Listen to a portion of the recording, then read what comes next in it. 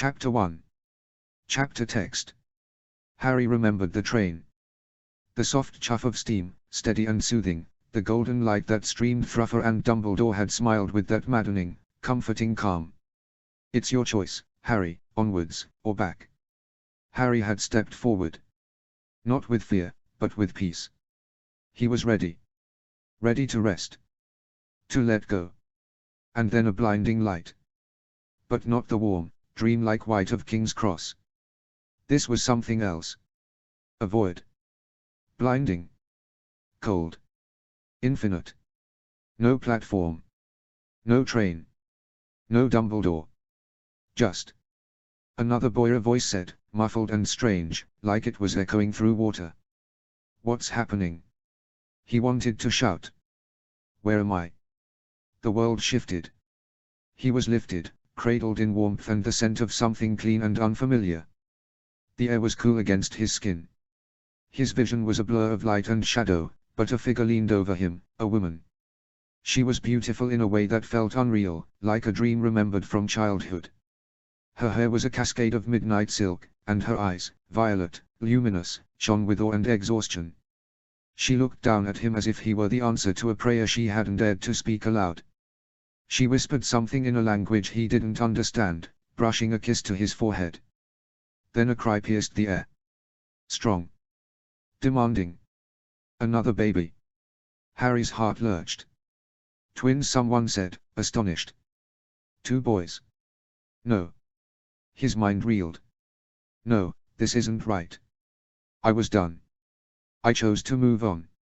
Harry tried to speak, to move, but nothing responded. His body was foreign, small, fragile, unformed.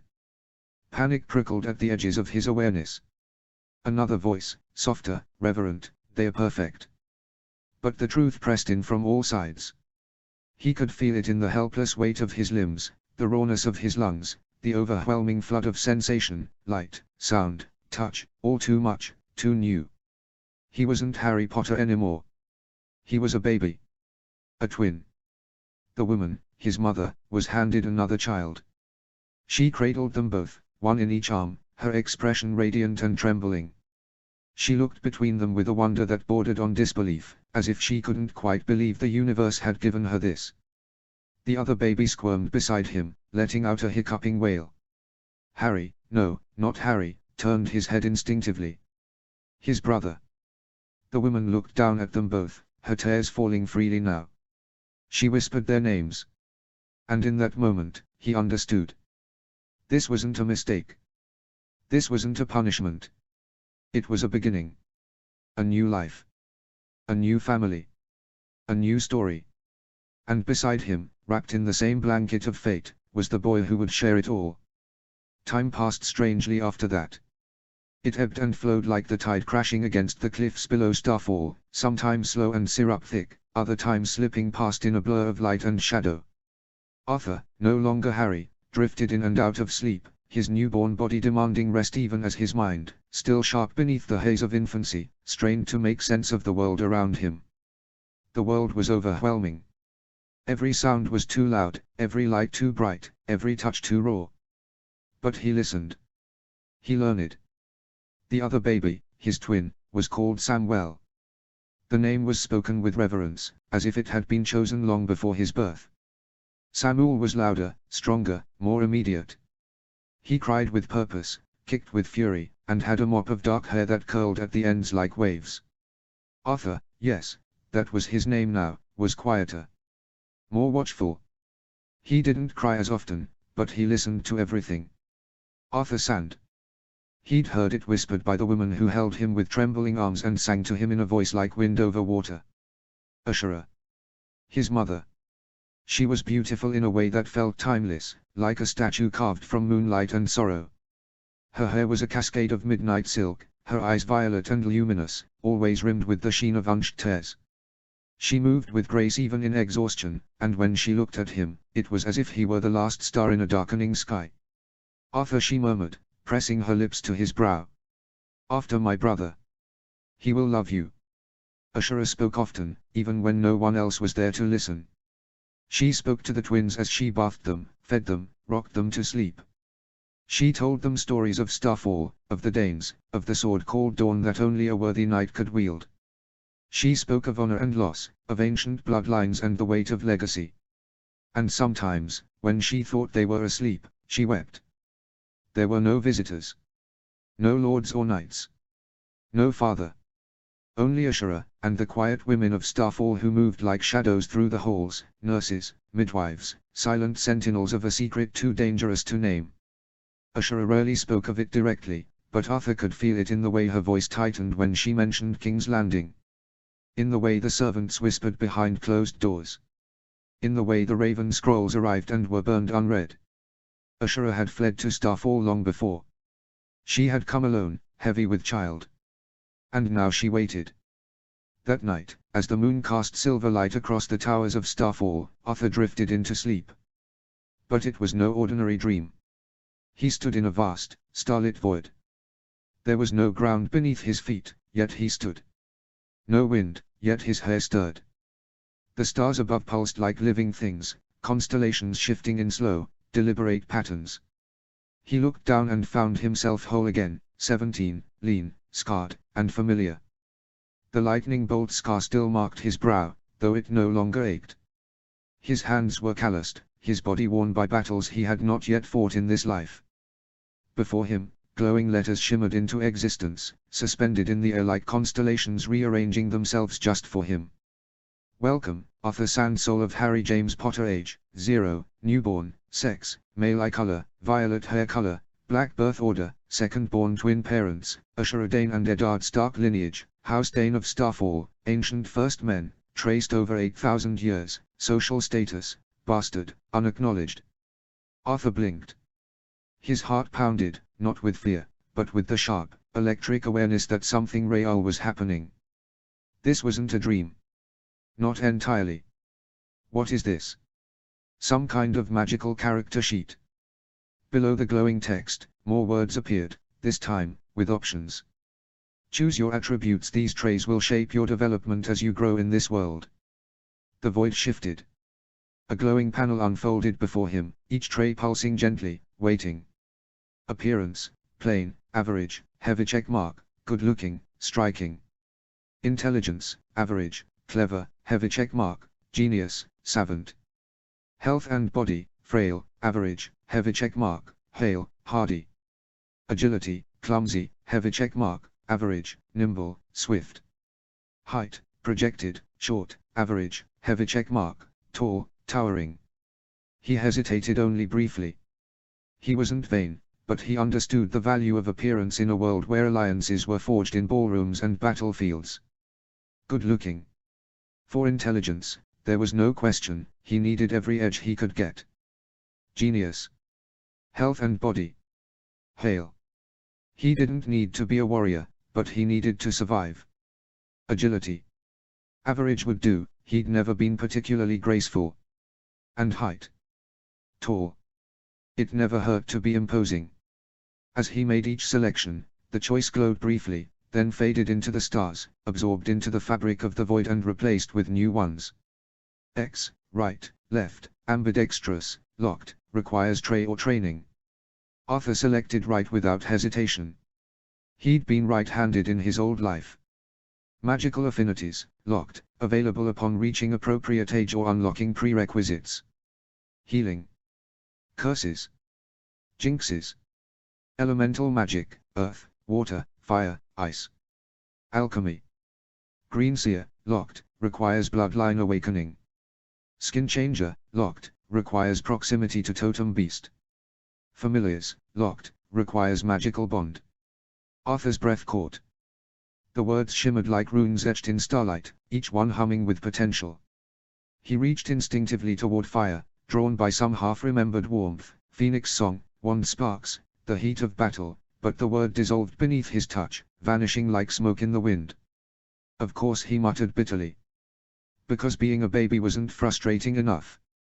The void didn't answer. But it listened. Then, another panel unfolded, this one quieter, more dangerous. The stars dimmed slightly, as if what came next was meant to be hidden.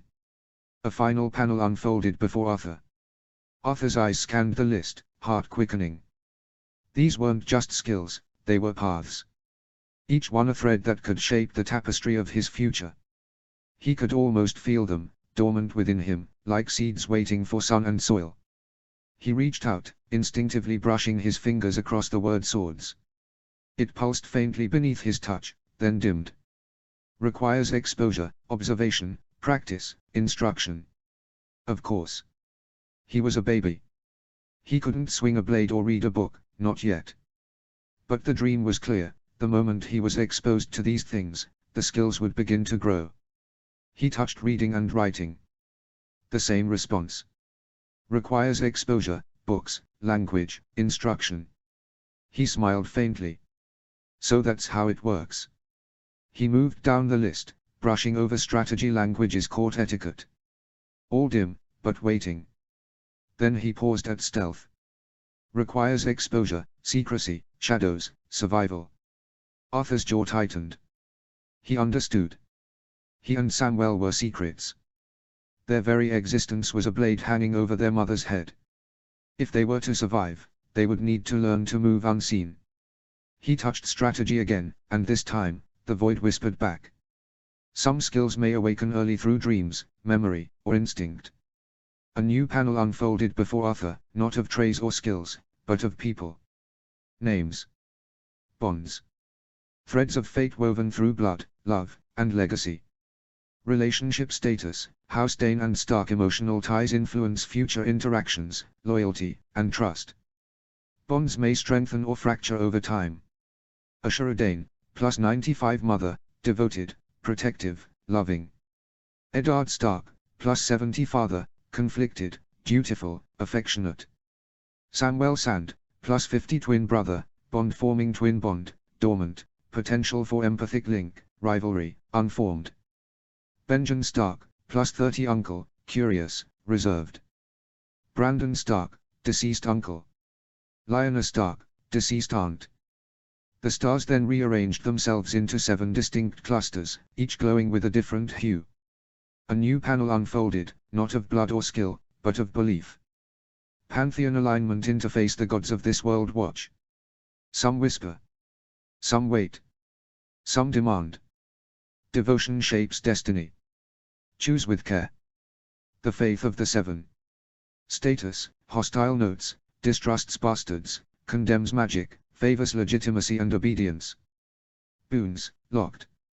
Divine favor, nobles only, increased social standing and protection within the faith. Blessing of the mother, enhanced healing and fertility. Judgment of the father, ability to sense lies and moral intent. Light of the maiden, boost to charisma and persuasion. Warrior's wrath, temporary combat surge in battle.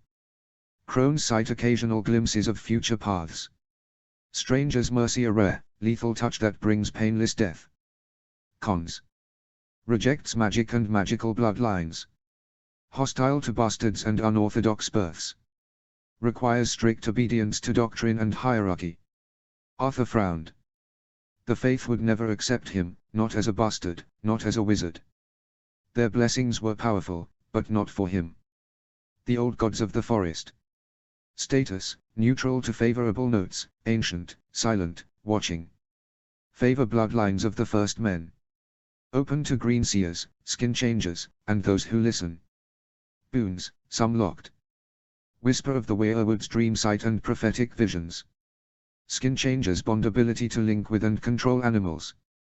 Green seers gaze glimpses of past and future through the trees. Rooted will, resistance to mental intrusion and manipulation. Cons. Power is subtle, slow, and tied to nature. Requires proximity to weirwoods or sacred groves. Offers no protection in courts or cities. Arla, the Lord of Light.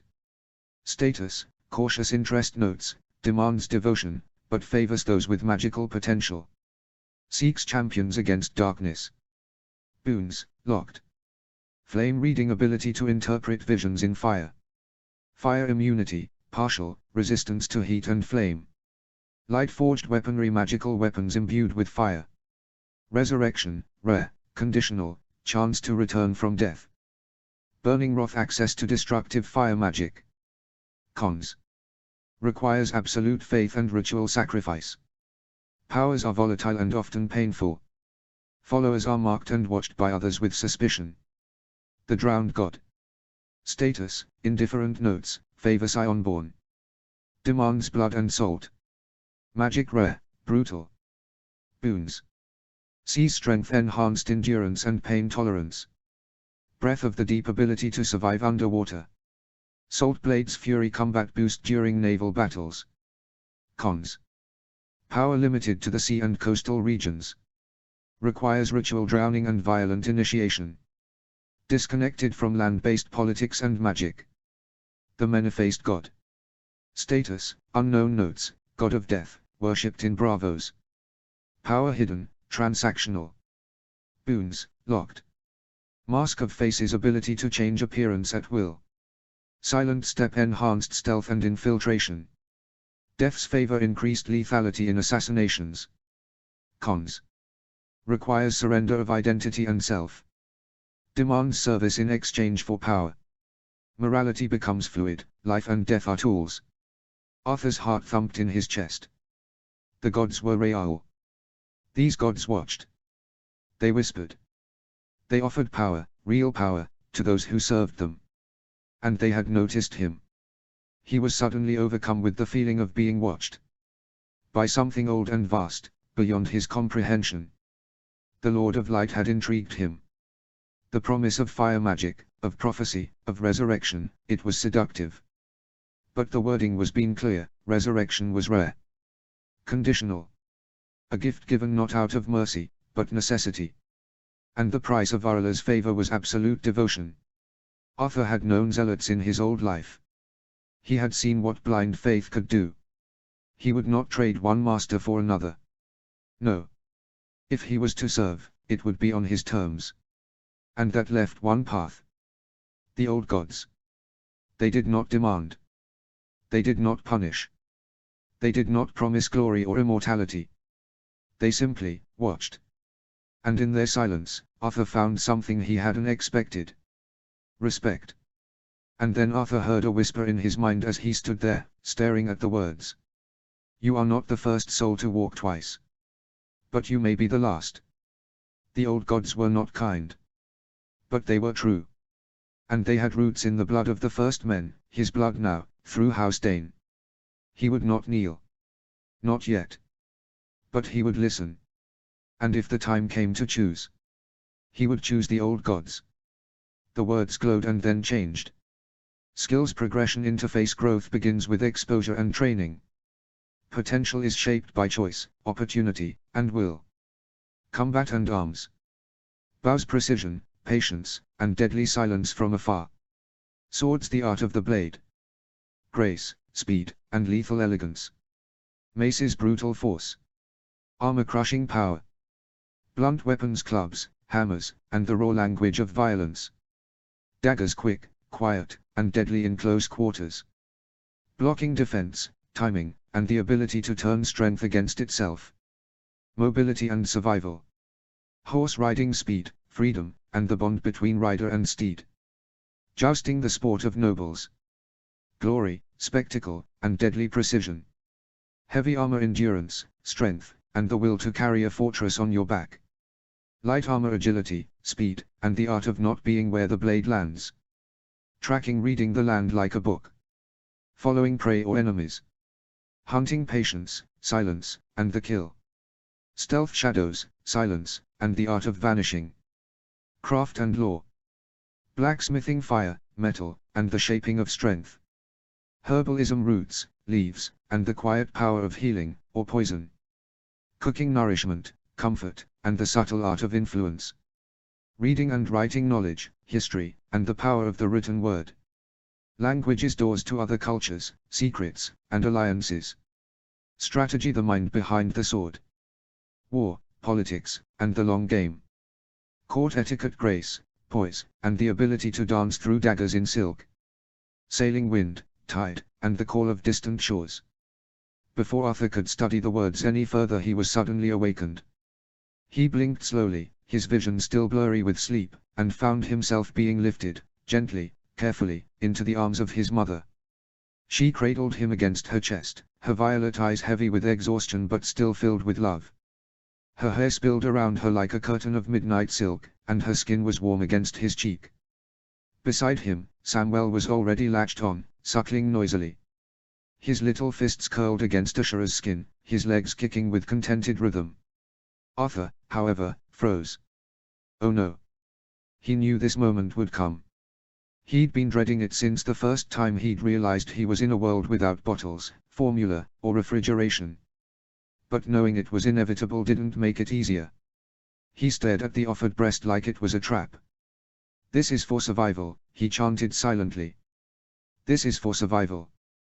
This is not weird. This is not weird. This is. Ashura shifted slightly, guiding him closer with the practiced ease. Her hand was gentle on the back of his head, her voice a soft murmur in a language he didn't yet understand.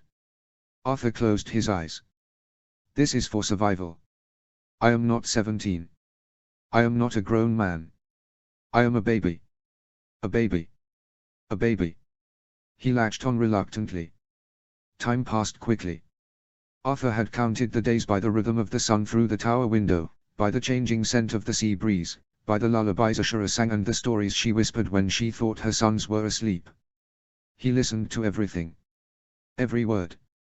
Every sigh. Every silence. And one morning, as a pair of handmaidens chatted idly near the hearth, he heard it. 6 moons, one of them said, folding a blanket. Can you believe it? The little lords are half a year old already. Arthur froze. 6 moons. Half a year since he'd died and found himself in this world. He looked down at his hands, small, soft, still frustratingly weak. His legs kicked uselessly against the blanket.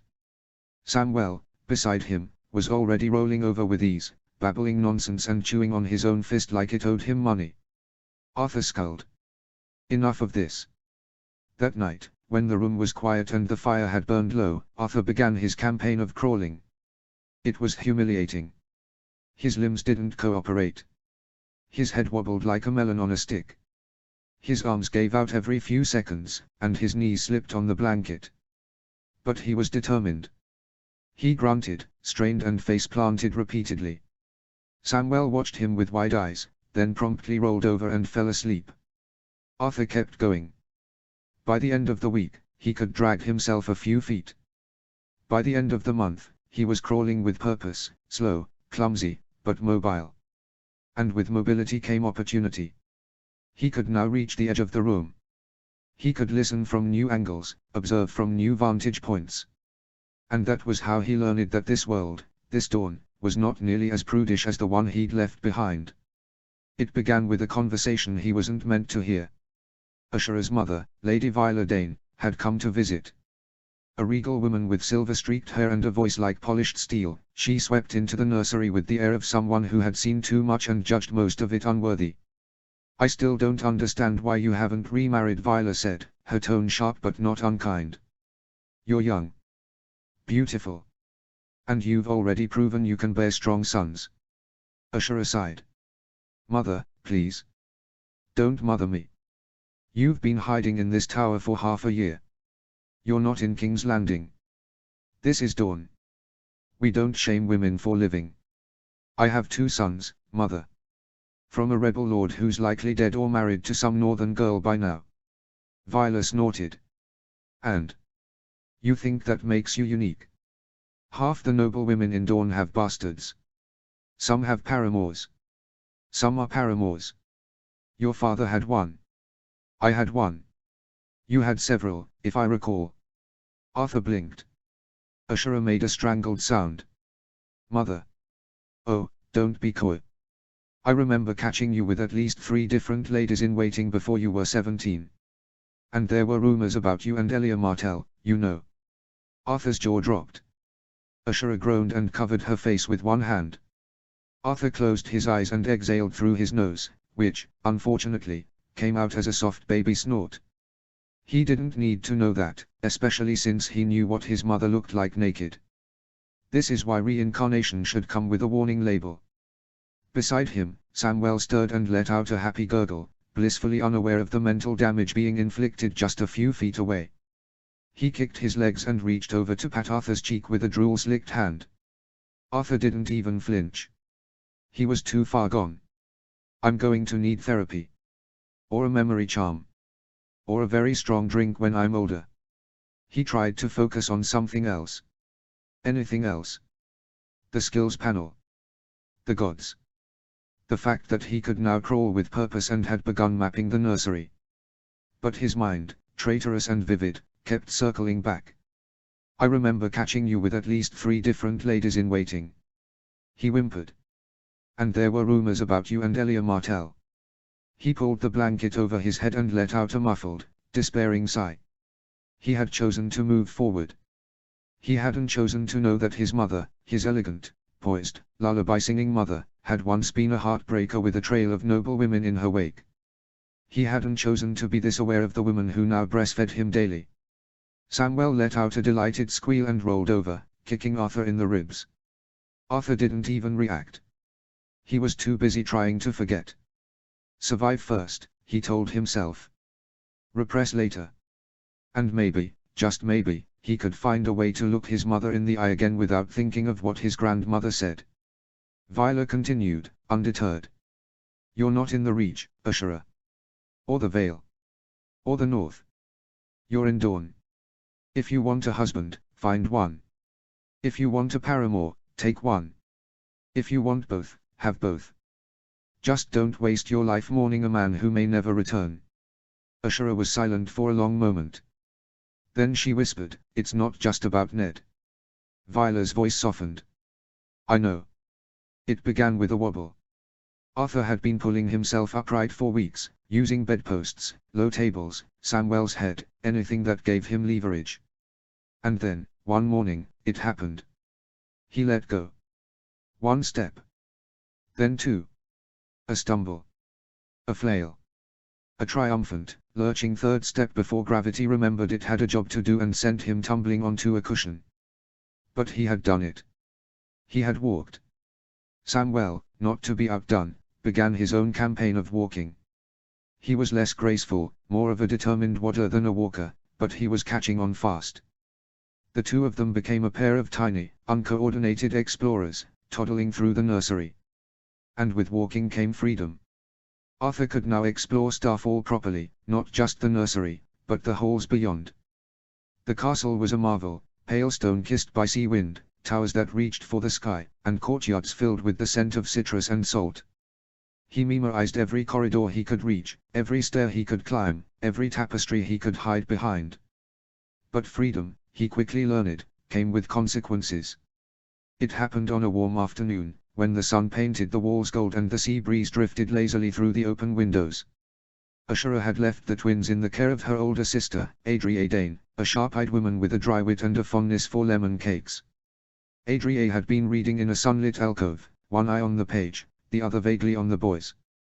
Samuel had fallen asleep in a patch of sunlight, drooling peacefully onto a pillow. Arthur, however, had wandered. He wasn't trying to cause trouble. He was just curious. The door at the end of the hall had been slightly ajar, and he'd never seen what was inside. His little feet padded softly across the stone floor, his balance improving with every step. He pushed the door open and immediately regretted it. Ashura was not alone. She was very much not alone. One of her ladies-in-waiting, tall, dark-haired, and currently very disheveled, was pressed against her, head between his mother's legs. Arthur froze. His brain short-circuited. Nope. Nope. Nope. He let out a high-pitched squeal of horror and toppled backward, landing on his backside with a thud. Ashura's head snapped toward the door, eyes wide with panic. Arthur. Adria appeared a heartbeat later, drawn by the noise. She took one look at the scene, Arthur on the floor, Ashura mid-triced, and reacted in the blink of an eye. Oh, for the love of... She scooped Arthur up in one arm, turned on her heel, and slammed the door shut behind her with a resounding bang. Arthur buried his face in her shoulder, mortified beyond reason. Adria didn't say a word as she carried him back down the hall. But he could feel her shaking with silent laughter. When they reached the nursery, she set him down gently and crouched to his level, her expression composed but her eyes dancing. Well, she said dryly, I suppose you've learned something about your mother today. Arthur whimpered and crawled under a blanket. Adria chuckled and patted the lump he'd become. Don't worry, little star. You'll be scandalizing someone, your own children, one day. He groaned. God, I hope not.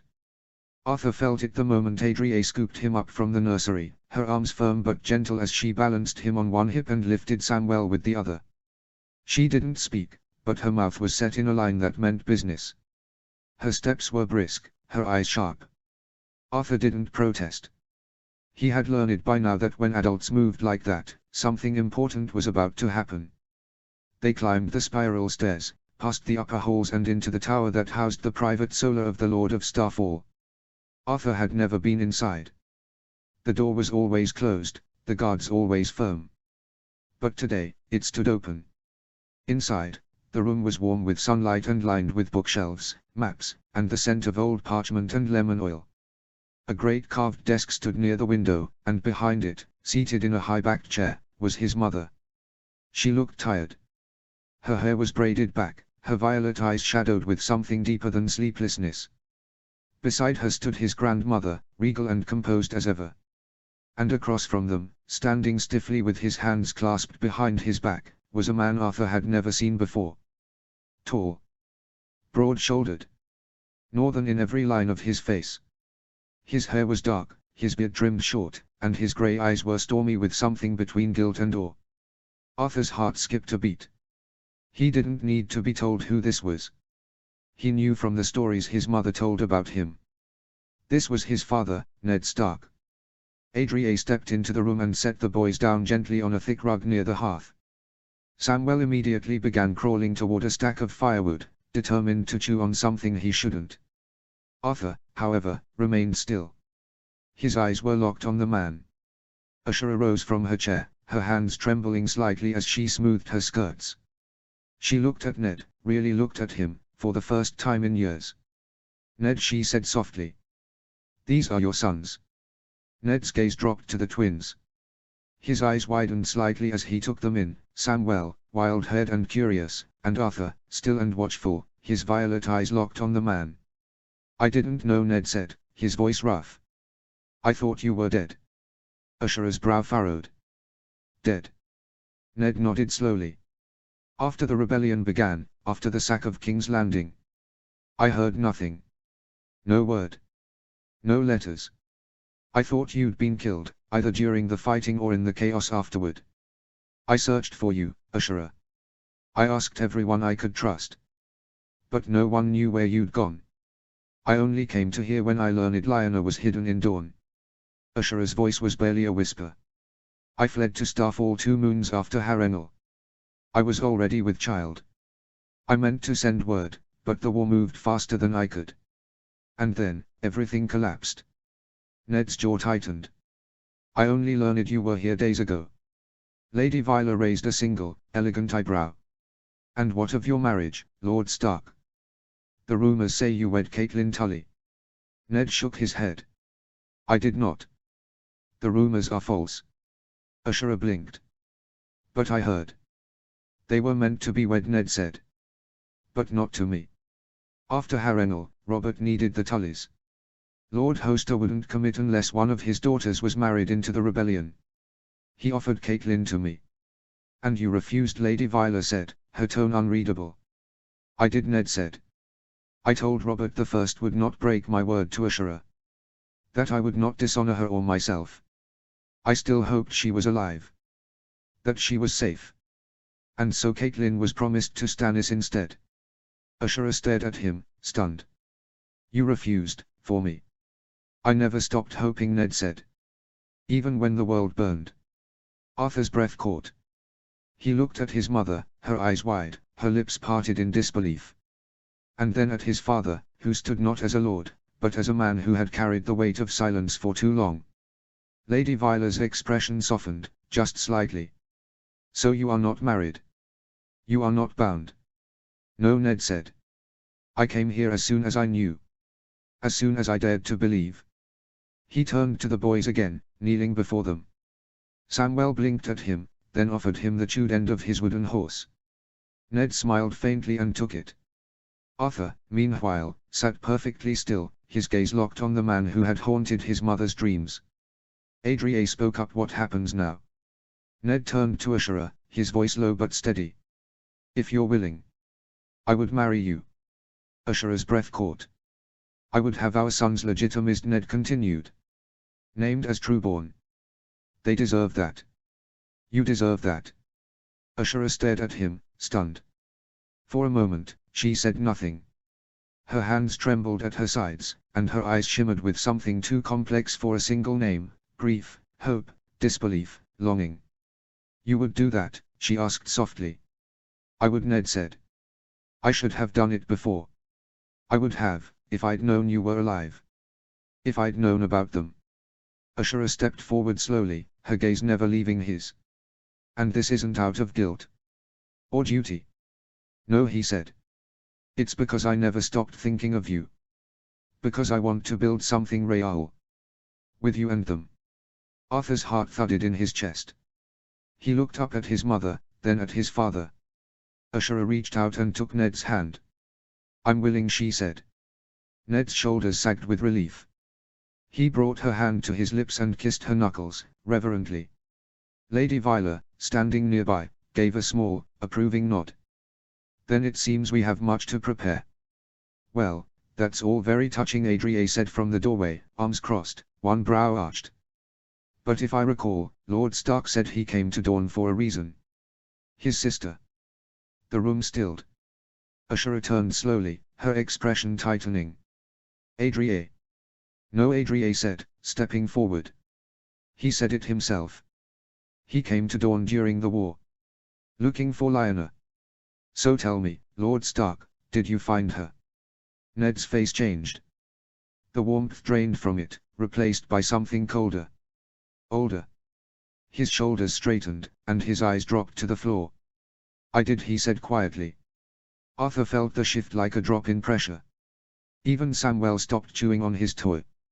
Adria's voice was quieter now, but no less sharp. And? Ned looked up, his grey eyes shadowed. She was at the Tower of Joy. In the Red Mountains. Guarded by 3 of the Kingsguard. Ashura's breath caught. Arthur was there. Ned nodded.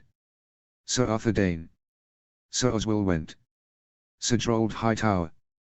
They were waiting. Ned reached behind him and unfastened the long, cloth-wrapped bundle strapped to his back. With slow, reverent hands, he unwrapped it, layer by layer, until the pale blade gleamed in the sunlight. Dawn. He stepped forward and placed it gently on the desk between them. Ashura's breath caught. I brought him home, Ned said quietly. As I promised. Ashura didn't move. Her eyes were locked on the blade, its milky sheen, its impossible stillness. It looked like moonlight made solid. Like the last breath of a star. He died at the Tower of Joy, Ned continued. With Sir Gerald and Sir Oswell. They refused to yield. They said they had a duty. Ashura's voice was flat. And what duty was that, exactly? Ned hesitated. To guard Lyanna. She was there. Dying. She made me swear. I don't care about Lyanna, Ashura snapped, her voice suddenly sharp. I care about my brother. About Arthur. Ned bowed his head. He died with honor. He fought like no man I've ever seen. He died a fool, Ashura said coldly. The room went still. Lady Viola's eyes narrowed. Ashura. No, she said, rising to her feet. He died a fool, following a prince who abandoned his wife, his children, and his kingdom for a girl in a tower. A prince who started a war and left others to bleed for it. A prince who was supposed to be better than his father and turned out to be just as mad. Ned flinched. Ashura's voice trembled now, but she didn't stop. Arthur followed him because he believed in something. In honor and in Rhaegar. And what did it get him? A grave in the mountains and a sword returned by the man who killed him. I didn't want to fight him, Ned said quietly. I respected him. I admired him. But he wouldn't stand down. Of course he wouldn't, Ashura said bitterly.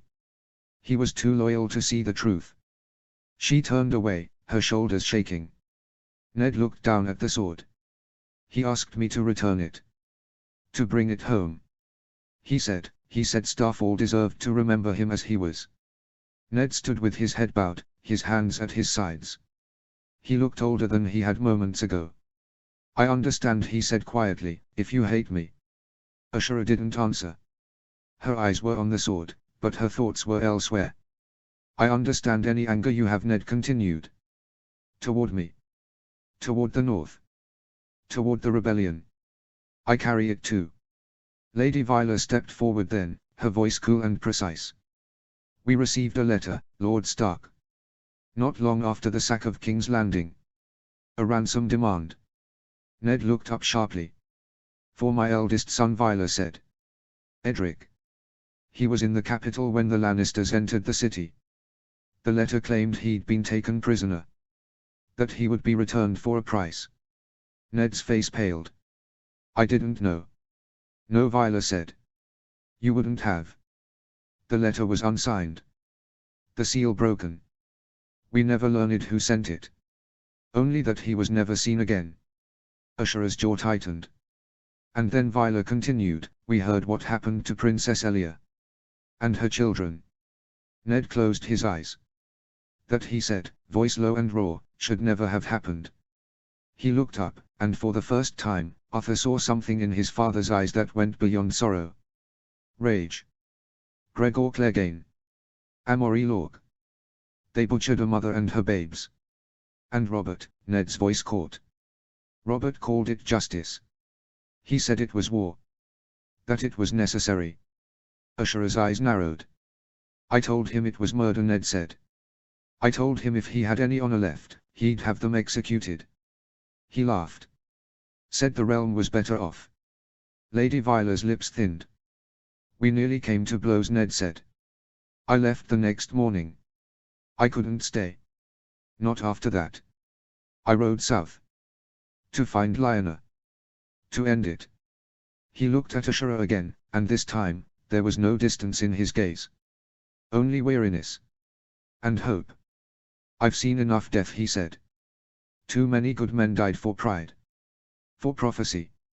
For lies. I want peace, Ashura. I want a life. A family. Something worth the blood we've spilled. He took a step forward. I meant what I said. If you'll have me, I'll marry you. I'll claim our sons. I'll give them my name. My protection.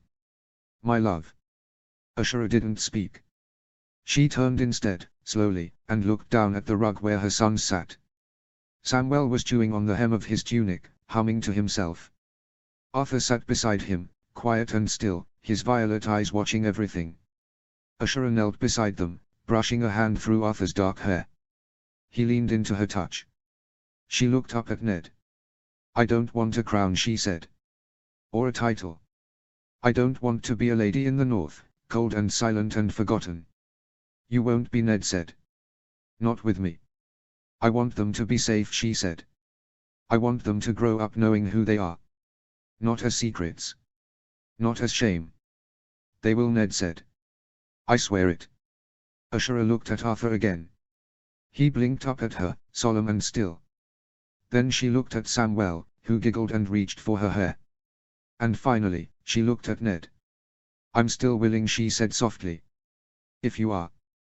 Ned exhaled, the tension in his shoulders easing for the first time since he'd entered the room. I am, he said. The September of Starfall was small compared to the great septs of Old Town or King's Landing, but it was no less beautiful. Its pale stone walls were carved with stars and constellations, and the high-arched windows let in the moonlight like silver fire. Candles flickered in every alcove, their flames dancing in the still air, casting long shadows across the polished floor. Arthur sat near the front, nestled in Lady Viola's lap, his small hands clutching the edge of her shawl. Samwell was beside him, squirming in Adrie's arms, more interested in the candlelight than the ceremony. His mother stood at the altar, radiant in a flowing Dornish gown of deep violet silk. The fabric clung to her like water, the neckline low in the southern style, revealing the smooth line of her collarbone and the star-shaped pendant that rested just above her heart. Her hair was braided back with silver threads, and her eyes, those luminous violet eyes, were fixed on the man standing across from her. Ned wore a white cloak over his shoulders, the direwolf of House Stark embroidered in grey across the back. His doublet was simple, northern in cut, but clean and formal. He looked out of place beneath the stars of the September, but he stood tall, steady, and unflinching. The Septon, an elderly man with a voice like parchment, cleared his throat and stepped forward. In the sight of the seven he intoned, "We gather to witness the union of these two souls. A bond not of convenience, but of choice. Not of politics, but of love." He turned to Ned. "You may cloak the bride and bring her under your protection." Ned stepped forward, his movements slow and reverent. He took the white cloak from his shoulders and draped it around Ashura's, fastening it gently at her collar. The direwolf settled over her back like a silent guardian. Ashura looked up at him, her expression unreadable, but her eyes shimmered. The Septon raised his hands.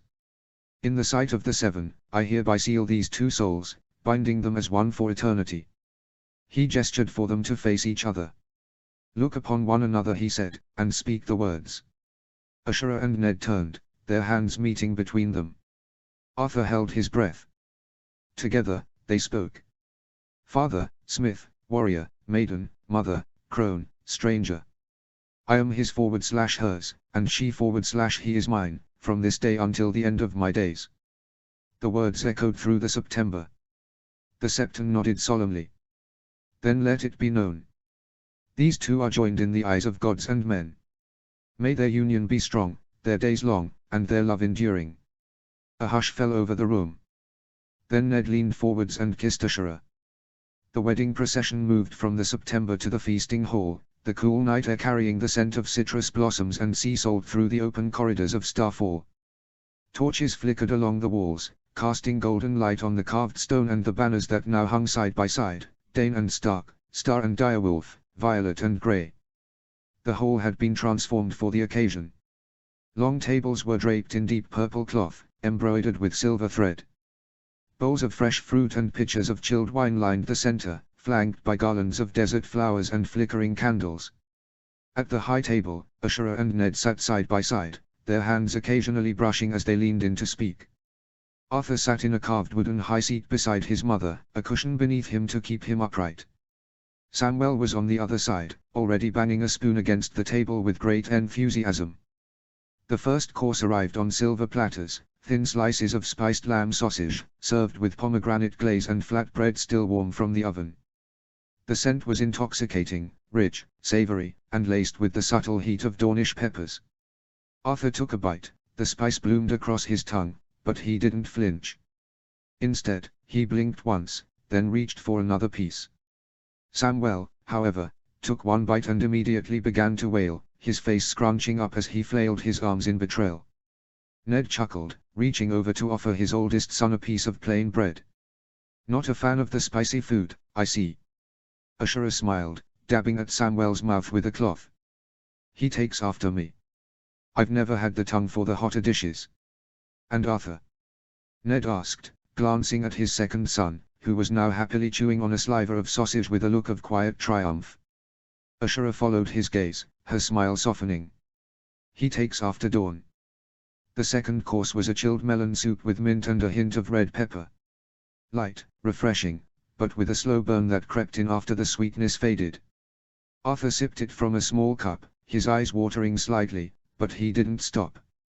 Samwell refused to touch it. The third course was grilled fish wrapped in lemon leaves, served with a sauce so red it looked like molten rubies. The spice hit harder now, sharp and immediate. Arthur coughed once, then grinned. His face was flushed, but he kept eating as Ned watched him with growing amusement. The fourth course was fire-roasted quail stuffed with dates, almonds, and dragon peppers.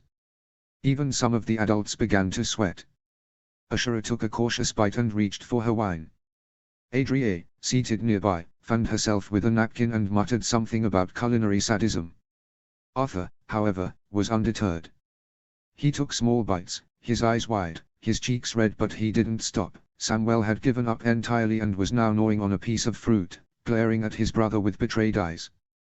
The final course was a dessert of honeyed figs dusted with crushed pepper and cinnamon, served with chilled cream. Sweet, spicy, and soothing all at once. Arthur devoured it. Ned leaned back in his chair, watching his son with a bemused smile. He's going to be trouble. Ashura laughed softly. He already is. The nursery was quiet, lit only by the soft flicker of a single candle. The sea murmured beyond the windows, its rhythm steady and eternal. The scent of lavender lingered in the air, mingling with the faint sweetness of milk and the warmth of sleep. Ashura moved gracefully through the room, her violet gown exchanged for a simple robe of soft linen. Her hair was unbound now, falling in dark waves down her back. She leaned over Samuel's cradle, gently tucking the blanket around his squirming form. He let out a dramatic sigh and turned his face away, still clearly wounded by the betrayal of the evening meal. Ashura smiled. You'll forgive us eventually, little star. But perhaps we'll wait a few years before the dragon peppers return. Ned chuckled softly from the other side of the room, where he was settling Arthur into his own cradle. Arthur, unlike his brother, was already half asleep, his small hands curled beneath his chin, his expression peaceful. He took it like a knight, Ned said, brushing a hand through Arthur's dark hair. Didn't flinch once. Ashura glanced over her shoulder, her smile fond. He's already trying to impress you. Ned's expression softened. He doesn't have to.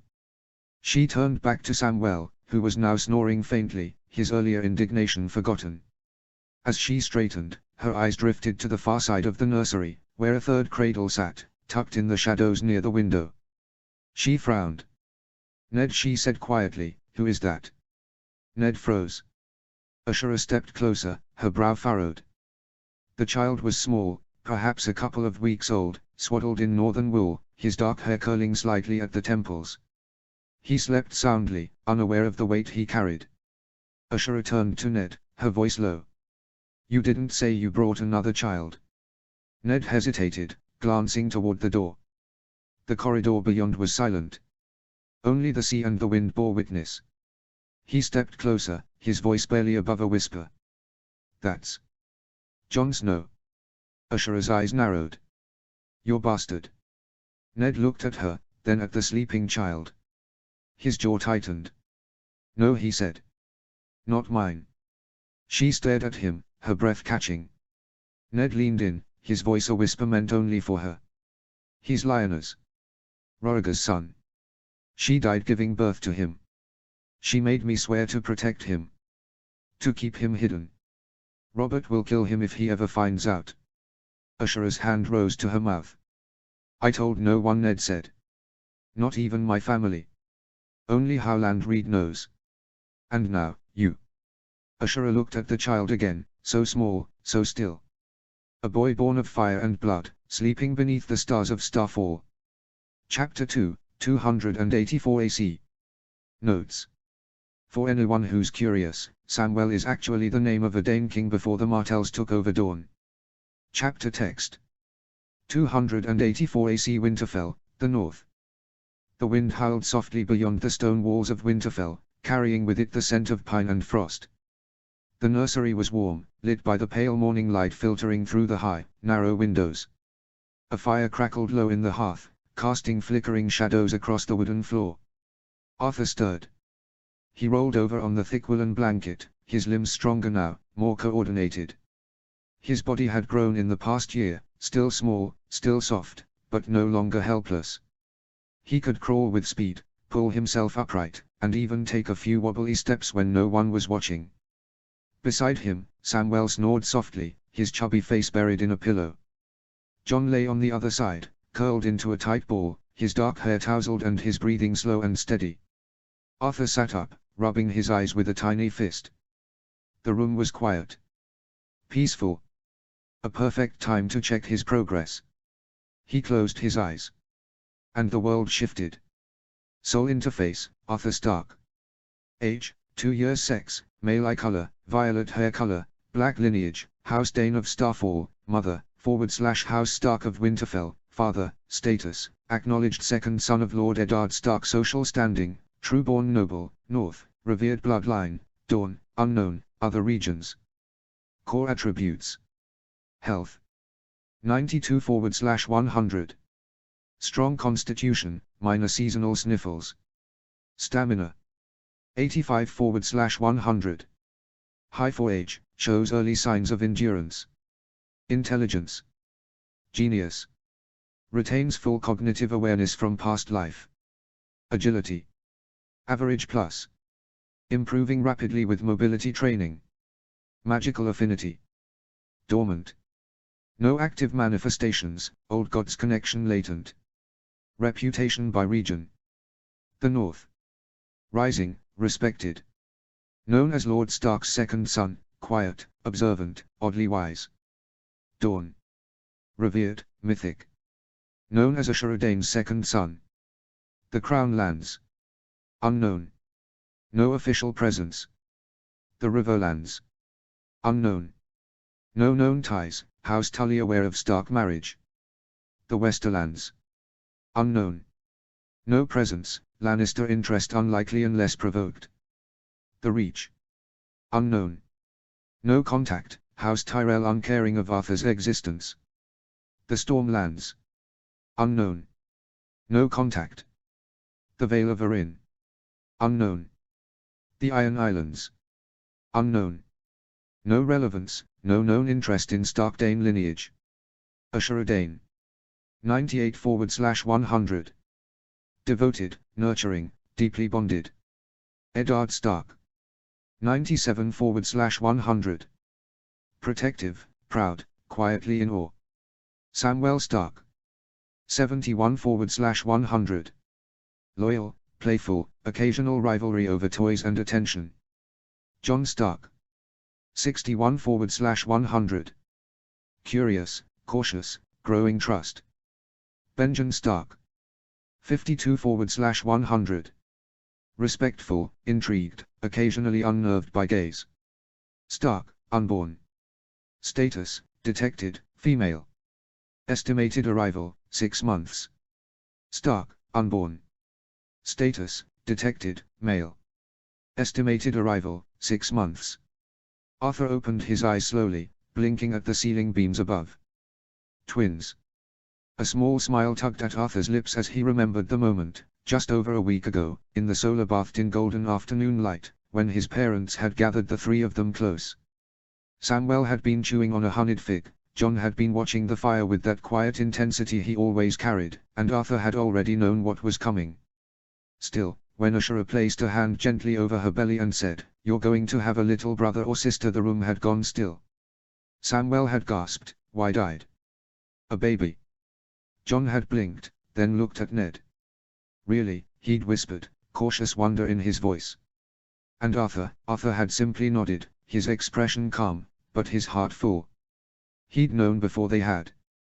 Before even Ashura had. But hearing it aloud, seeing the joy in her eyes and the quiet awe in Ned's, had made it real in a way even the interface never could. They didn't know it was twins. Not yet. But he did. Arthur reached out and gently patted Samwell's shoulder. His brother blinked at him, then grinned sleepily and flopped over to rest his head on Arthur's lap. Jon stirred next, stretching like a cat before curling back into his blanket. Arthur leaned back, his small hands folded over his chest, and let the quiet settle around him. Outside, Winterfell stirred beneath a blanket of snow, the courtyard echoing with the distant clatter of hooves and the bark of hounds. But Arthur's thoughts were far from the north. They were in King's Landing. He remembered the heat first, thick and clinging, so different from the crisp air of Starfall or the bracing winds of Winterfell. The Red Keep had loomed above the city like a slumbering dragon, all red stone and shadowed halls. But it wasn't the castle that had left the deepest impression. That would be Robert Baratheon. Arthur had seen warriors before, his father, the guards of Starfall, even the statues in the crypts, but Robert had been something else entirely. A mountain of a man, broad-shouldered and barrel-chested, with a booming laugh and a beard like a bramble patch. He'd swept into the solar like a storm wrapped in velvet and steel, smelling of wine and leather and something wild. Samwell, ever fearless, had toddled straight up to him and tugged on his beard with both hands. Arthur had frozen, expecting fury. But Robert had thrown back his head and laughed, a deep, thunderous sound that shook the rafters. "Seven hells, he's got the grip of a lion," the king had roared, scooping Samwell up with one arm and bouncing him like a sack of flour. "You've got strong sons, Ned. And this one," he'd pointed at Arthur, who had stared back solemnly, "has the eyes of an observer. Remind me not to play Sivas with him when he's older. Arthur hadn't smiled. But he'd nodded. Just once. Robert had laughed again. And then Ned had spoken. Robert, he'd said, his voice steady but low. I have a request for my sons. Robert had turned, still grinning. Speak it, Ned. You've earned more than one. I want them legitimized, Ned said. Arthur, Samuel and John. The room had gone still. But Robert hadn't hesitated. Not for a heartbeat. Done, he said. They're Starks. I'll see to it immediately. Just like that. No council. No hesitation. No ceremony. They'd stayed in the capital for a week after that, long enough to attend the wedding of Caitlin Tully and Stannis Baratheon and then Robert Baratheon and Cersei Lannister. The feast had been grand, roasted boar, honeyed duck, and a lemon cake so rich Samuel had fallen asleep with crumbs on his chin. Robert had drunk enough wine to drown a septon and tried to convince Ned to join him in a sparring match. Ned had politely declined. Twice. Ashura had danced once, with Ned, her violet gown swirling like starlight. Arthur had watched her from his high seat, feeling something like pride swell in his chest. They'd left the next morning, the royal blessing secured, the road to Winterfell open before them. The nursery door creaked open, snapping Arthur out of his memories. Arthur turned his head just in time to see his mother step through, her violet eyes bright despite the early hour, her dark hair braided loosely over one shoulder. She moved with grace even with the gentle swell of her stomach beginning to show beneath the folds of her winter robe. Good morning, my stars, Ashura said. Arthur barely had time to sit up before she was kneeling beside them, sweeping him and Samuel into her arms in one fluid motion. Samuel squealed with delight, wrapping his arms around her neck and pressing a sloppy kiss to her cheek. Arthur leaned into her embrace, breathing in the familiar scent of lavender and hearth smoke. You're getting heavier, she murmured, kissing the top of Arthur's head. And you, she turned to Samuel, who was already trying to climb her like a tree, are going to be the death of my back. Behind her, Ned entered the room, his cloak dusted with snow and his boots leaving faint prints on the stone floor. He moved with quiet purpose, his eyes softening as they landed on the scene before him. Looks like I missed the morning ambush, he said, his voice low and warm. Ashura smiled over her shoulder. You're just in time for the dressing battle. Ned chuckled and crossed the room to Jon's cradle. The boy was still half asleep, blinking blearily at the light and curling deeper into his blanket. Ned scooped him up with practiced ease, cradling him against his chest. Come on, little one, he murmured. Time to face the day. Jon yawned and buried his face in Ned's shoulder, his small hands clutching at the folds of his father's cloak. Ashura shifted slightly, adjusting her hold on Arthur and Samuel. Arthur felt the subtle tension in her body, the careful way she moved, the way her free hand occasionally drifted to rest protectively over her belly. He glanced down, his gaze lingering on the gentle curve that hadn't been there just weeks ago. Ashura sat back on the thick rug, settling the boys in front of her as Ned joined them, Jon now more awake and blinking curiously at his brothers. The morning light spilled through the windows, catching in Ashura's hair and casting a soft glow over her face. Ned knelt beside her, brushing a kiss to her temple before helping Samuel into a thick woolen tunic. Arthur lifted his arms without being asked, letting Ashura pull a soft shirt over his head and fasten the tiny toggles with deft fingers. Jon was next, still quiet but watching everything with those dark, thoughtful eyes. Arthur sat between his parents, his brothers close, the fire crackling behind them and the snow falling beyond the windows. He looked at Ashura's stomach again, then up at her face. She caught his gaze and smiled, brushing a hand through his hair. What are you thinking, little star? She asked. Arthur didn't answer. He just leaned against her side, resting his head gently against the place where two new lives were beginning to stir as his mother smiled. The great hall of Winterfell was alive with the quiet hum of morning. Servants moved like shadows between long tables, laying out trenchers of warm bread, smoked fish, and bowls of thick porridge sweetened with honey and cream. The hearths blazed at either end of the hall, their flames casting golden light across the carved stone walls and the ancient banners that hung above. Arthur was nestled in his father's arm, his small body wrapped in a thick grey cloak lined with fur. Samuel rode on Ashura's hip, babbling cheerfully about the smell of cinnamon, while Jon, still a little sleepy, clung to Ned's other side, his dark eyes wide as they entered the hall. As they crossed the threshold, Arthur saw the notification out of the corner of his eye like usual when he moved around Winterfell. Location bonus activated, Winterfell, seat of House Stark. Bloodline detected, Stark of Winterfell. Skill progression rate, plus 5%. Ice magic affinity, locked, plus 10% progression bonus upon unlock. Regional familiarity, passive boost to perception and memory retention within the north. He wondered, not for the first time, what message he might receive if he ever returned to Starfall. Would the land of his mother's kin offer him a different gift? A different kind of magic? He hoped so. He wanted to know what it meant to be of two ancient houses, Dane and Stark. Star and Wolf. Sword and Snow. They reached the high table, where small chairs had been arranged for the boys. Ned set Arthur down gently, brushing a hand over his hair before helping Jon into his seat. Ashura settled Samwell beside them, tucking a napkin into his collar with practiced grace.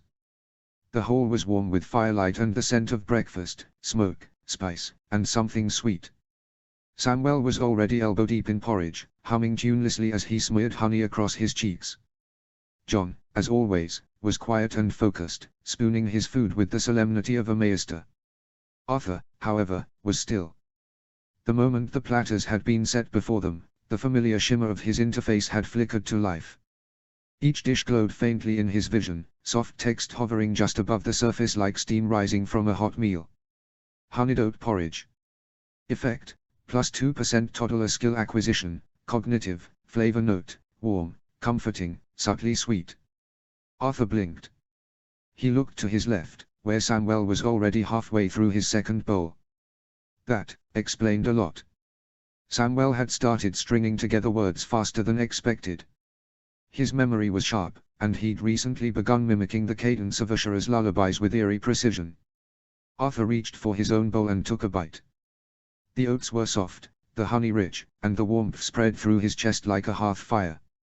The text shimmered faintly, then faded. Bonus applied. Arthur looked at the other food on the table. Honeyed oat cakes with crushed walnuts. Effect, plus 2% physical growth rate, toddler tier, flavor note, warm, nutty, with a golden sweetness. Stewed autumn apples with cinnamon and clove. Effect, plus 1% emotional regulation, toddler tier, flavor note, soft, spiced, and soothing. Soft boiled gull eggs with sea salt. Effect, plus 2% dexterity development, fine motor skills, flavor note, delicate, savory, with a briny finish. Winter pear slices with crushed mint. Effect, plus 1% magical sensitivity, dormant tier, flavor note, crisp, cool, with a refreshing bite. Toasted black bread with sweet cream butter. Effect, plus 2% stamina recovery rate, flavor note, hearty, rich, with a smooth finish. Wild berries with clotted cream. Effect, plus 1% cognitive skill acquisition, toddler tier, flavor note, bright, tart, and indulgent. Spiced morning tea, cooled. Effect, plus 1% resistance to cold-based illness, flavor note, herbal, warming, with a hint of ginger. Arthur eyed the plate in front of him with a mix of anticipation and mild offense. The tea had been poured into a small, handled cup. The black bread had been toasted and buttered. The wild berries glistened beside a dollop of clotted cream. The soft-boiled gull egg sat in a carved wooden cup, its top already cracked. And the honeyed oat cakes, golden, warm, and fragrant, had been cut into neat little squares by his mother. Ashura sat beside him, her violet eyes dancing with amusement as she wiped a smear of cream from Samwell's chin. There she said, brushing a strand of hair behind her ear. Perfectly bite-sized. Arthur gave her a look. A very deliberate, very unimpressed look. She laughed softly. "Oh, don't pout, little star. You'll thank me when you don't choke on a walnut." Arthur huffed through his nose and picked up one of the oatcake squares with 2 fingers. It was warm and sticky with honey, the crushed walnuts giving it a satisfying crunch. He took a bite, grudgingly, and chewed. The interface shimmered faintly behind his eyes. He swallowed and reached for the tea. Next came the egg. He picked it up delicately, the shell already loosened by Ashura's careful hands. He dipped a small spoon into the golden yolk and tasted it. He moved on to the berries, scooping a few into his mouth. The tartness of the blackberries and raspberries was softened by the thick cream, and the golden gooseberry burst with a bright, citrusy tang. Finally, he tore off a piece of the black bread, already buttered, of course, and chewed slowly. It was dense and hearty, the butter cool and smooth against the warmth of the toast. Arthur sat back slightly, letting the warmth of the food settle into his limbs. The interface faded, leaving only the soft clatter of breakfast and the low murmur of voices in the hall. Ashura leaned over and kissed the top of his head. "You're growing so fast," she said, her voice low and fond. "Soon you'll be cutting your own oatcakes." Arthur gave her a sidelong glance, then very deliberately picked up another square with his hands and took a bite. Ashura laughed. "Very impressive." Samuel, meanwhile, had abandoned his spoon entirely and was now eating porridge with both hands. John sat quietly, sipping his tea and watching Arthur with a faint smile. Arthur chewed thoughtfully, the flavors lingering on his tongue as he looked around the hall. Arthur sat back in his chair, the last bite of oatcake still sweet on his tongue, the warmth of the tea lingering in his chest. Around him, the great hall of Winterfell stirred with the slow rhythm of morning. Servants moved between tables, collecting empty platters and refilling cups. Guards stood at the edges of the room, their eyes sharp even in the calm. The fire crackled in the hearth, and the banners of House Stark swayed gently in the draught. He blinked once, and tapped into the interface. The world shimmered. Not visibly, no one else would have noticed, but to Arthur, the air seemed to hum with quiet structure. Above each person's head, faint text appeared, like names etched in frost. Alongside them, stats and levels. He focused first on the nearest servant, a young woman clearing dishes with practiced efficiency. Maria level 3. Strength, 4. Dexterity, 6. Endurance, 5. Intelligence, 5. Cooking, 7. Cleaning, 8. Social awareness, 4. Arthur's eyes drifted across the hall. Most of the servants were similar, levels between 2 and 5, their stats modest but focused. They were the quiet gears of Winterfell, keeping the castle running with practiced grace. Then he looked to the guards. Sir Jory Castle level 14. Strength, 16. Endurance, 15. Swordsmanship, 17. Leadership, 12. Loyalty, 18. Hullen level 12. Horsemanship, 19. Strength, 13. Endurance, 14. Tactics, 10. Arthur's eyes widened slightly. The difference was stark, no pun intended. The guards were trained, hardened, and their stats reflected it. Then he turned his gaze to Maester Lewin. Maester Lewin level 31. Intelligence, 19. Wisdom, 21. Medicine, 18. Teaching, 17. Diplomacy, 14. Arthur blinked. That was the highest level he'd seen so far beside Robert Baratheon, and that man was nearing level 40 with huge combat stats. Lewin's stats weren't physical, but they were formidable. The man was a scholar, a healer, and a teacher, and his stats showed it. Arthur turned his attention to his family. Lord Eddard Stark level 26. Swordsmanship, 18. Leadership, 20. Endurance, 17. Honor, 25. Strategy, 16. Lady Ashura Dayne level 24. Archery, 16. Hawking, 14. Grace, 18. Parenting, 20. Household Management, 19. Jon Stark level 2. Strength, 3. Dexterity, 4. Endurance, 4. Observation, 6. Empathy, 5. Samwell Stark level 2. Strength, 4. Dexterity, 5. Curiosity, 7. Language, 6. Charm, 8. And finally, he looked at himself. Arthur Stark level 3. Strength, 5. Dexterity, 6. Intelligence, 9. Observation, 10. Willpower, 8. Magical sensitivity, dormant, awakening. He let the interface fade, the numbers dissolving like mist. Samwell was now trying to balance a berry on his nose. John was watching him with a faint smile. Ashura was speaking softly to Ned, her hand resting gently on her rounding stomach. Arthur leaned back in his chair, the fire warming his toes. He had time to get his level higher. He had just finished his tea when a soft chime echoed in his mind, clear, crystalline, like the ring of a silver bell in snow. The interface shimmered to life again, but this time it didn't show stats or levels. Daily objectives toddle a tier I. Complete objectives to gain experience, temporary bonuses, and relationship boosts. Progress scales with effort, repetition, and creativity. Motor mastery. Objective: walk from the nursery to the Godswood without assistance. Reward: plus 5 XP, plus 3% agility for 1 hour bonus, plus 2 relationship, Ned Stark, if witnessed. Clear words. Objective: speak a full sentence with correct structure. Reward: plus 7 XP, plus 2% language acquisition for 2 hours bonus, plus 2 relationship, Ashura Dane, if directed at her. Climb the world. Objective: climb onto a chair or bench without help. Reward: plus 4 XP, plus 2% strength for 1 hour bonus, plus 1 relationship, Samwell Stark, if done together. Little Watcher. Objective: spot and identify 3 new objects in the Great Hall. Reward: plus 6 XP, plus 3% observation for 2 hours bonus, plus 1 relationship, Maestolowin, if shared aloud. Lesson time.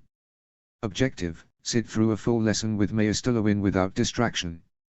Reward: plus 10 XP, plus 5% intelligence for 3 hours bonus, plus 3 relationship, Lowin. Brotherly bond. Objective: share a toy or food with Samwell or John without being prompted. Reward: plus 5 XP, plus 3% empathy for 1 hour bonus, plus 2 relationship, Samwell or John. Ask a question. Objective: ask a meaningful question during a conversation. Reward: plus 6 XP, plus 2% curiosity for 2 hours bonus, plus 2 relationship, Ashura or Ned. He looked around the hall. Samwell was now trying to stack berries on a spoon. John was watching him, amused. Ashura was speaking with a servant, her hand resting gently on her belly. Ned had just stepped outside, his cloak trailing behind him like a shadow. Arthur's eyes narrowed slightly. He could do this. He reached for a berry and gently placed it on Samwell's plate. Samwell blinked, then grinned. A soft chime echoed in Arthur's mind. Objective complete, brotherly bond plus 5 XP plus 3% empathy, 1 hour, plus 2 relationship, Samwell Stark. Arthur took a breath and looked around the hall. The world shimmered with quiet detail. A tapestry he hadn't noticed before, depicting a direwolf beneath a full moon, its fur stitched in silver thread. A carved wooden wolf's head on the banister of the high table, its eyes painted with flakes of obsidian. A servant's belt pouch, half open, revealing a small brass key tucked inside. 3. He turned to his right, where Maestolowin had just entered the hall, his chain glinting in the firelight as he made his way toward the high table. Arthur raised a hand. Master Lowin, he said, his voice small but clear. Lowin paused, surprised. Yes, young Stark. Arthur pointed with a tiny finger. Tapestry. Wolf. Moon. Lowin followed his gaze, then nodded. Very good. Arthur turned again. Wood wolf. Table. Eyes black. Lowin's brow lifted slightly. Indeed. Arthur pointed once more. Key. Belt. Shiny. Lowin blinked, then looked down at the servant passing by. Ah. So it is. A soft chime echoed in Arthur's mind. Objective complete, Little Watcher plus 6 XP plus 3% observation, 2 hours, plus 1 relationship, Maestolowin. Lowin gave him a thoughtful look. You're quite observant for your age. Arthur just smiled. 1 down. Now for the other. He turned to his mother, who was speaking softly with a handmaiden near the hearth. Her hair shimmered in the firelight. Arthur slid from his chair, toddled over, and tugged gently on her sleeve. Ashura turned, her eyes warm. Yes, little star. Arthur looked up at her, steady and sure. You look happy today, Mama. Ashura blinked. Then her smile widened, and she knelt to his level, brushing a hand through his hair. "I am," she said softly. "Because of you." A second chime echoed in his mind. Objective complete, clear voice plus 7 XP plus 2% language acquisition, 2 hours, plus 2 relationship, Ashura Dane. Arthur leaned into her touch, his heart full. The system faded from view, the glowing words dissolving like mist. Ashura scooped him into her arms, holding him close. "Come," she whispered. "Let's find your brothers. I think it's time for the Godswood." Ashura carried Arthur through the winding halls of Winterfell, her steps light despite the weight of him in her arms and the gentle curve of her growing belly. The stone corridors were cool and quiet, the morning sun filtering through narrow windows in pale shafts of gold. Arthur rested against her shoulder, content but alert, his violet eyes watching everything. They reached the nursery, and the familiar tone of old Nan met their ears. Ashura paused in the doorway, smiling faintly. Inside, Jon and Samwell sat cross-legged on a thick rug, their eyes wide and rapt. Old Nan sat in her great chair, her shawl wrapped tightly around her shoulders, her gnarled hands folded in her lap as she spoke. And so the last hero set out into the White Woods, with a sword, a dog, and 12 companions. But one by one, the others fell, until only he remained, facing the cold and the dark and the things that came with it. Jon leaned forward, his brow furrowed. Samwell clutched a stuffed direwolf to his chest, his mouth slightly open. Arthur listened too, still nestled in his mother's arms. He knew the story already, but he didn't interrupt. Ashura waited until the tale ended, until old Nan's voice faded into the hush of the nursery and the boys let out small, awed sighs.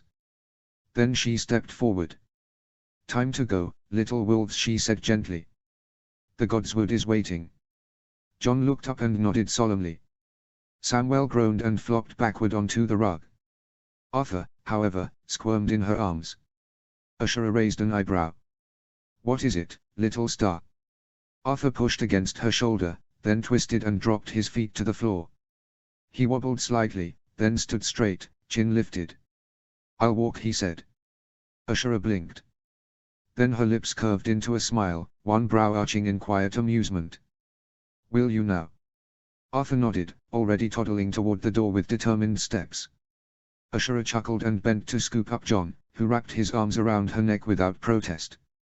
"Very well. One walking, one carried." She turned to Samwell, who was still sprawled dramatically on the rug. "Come on, sweeterling," she said, offering her hand.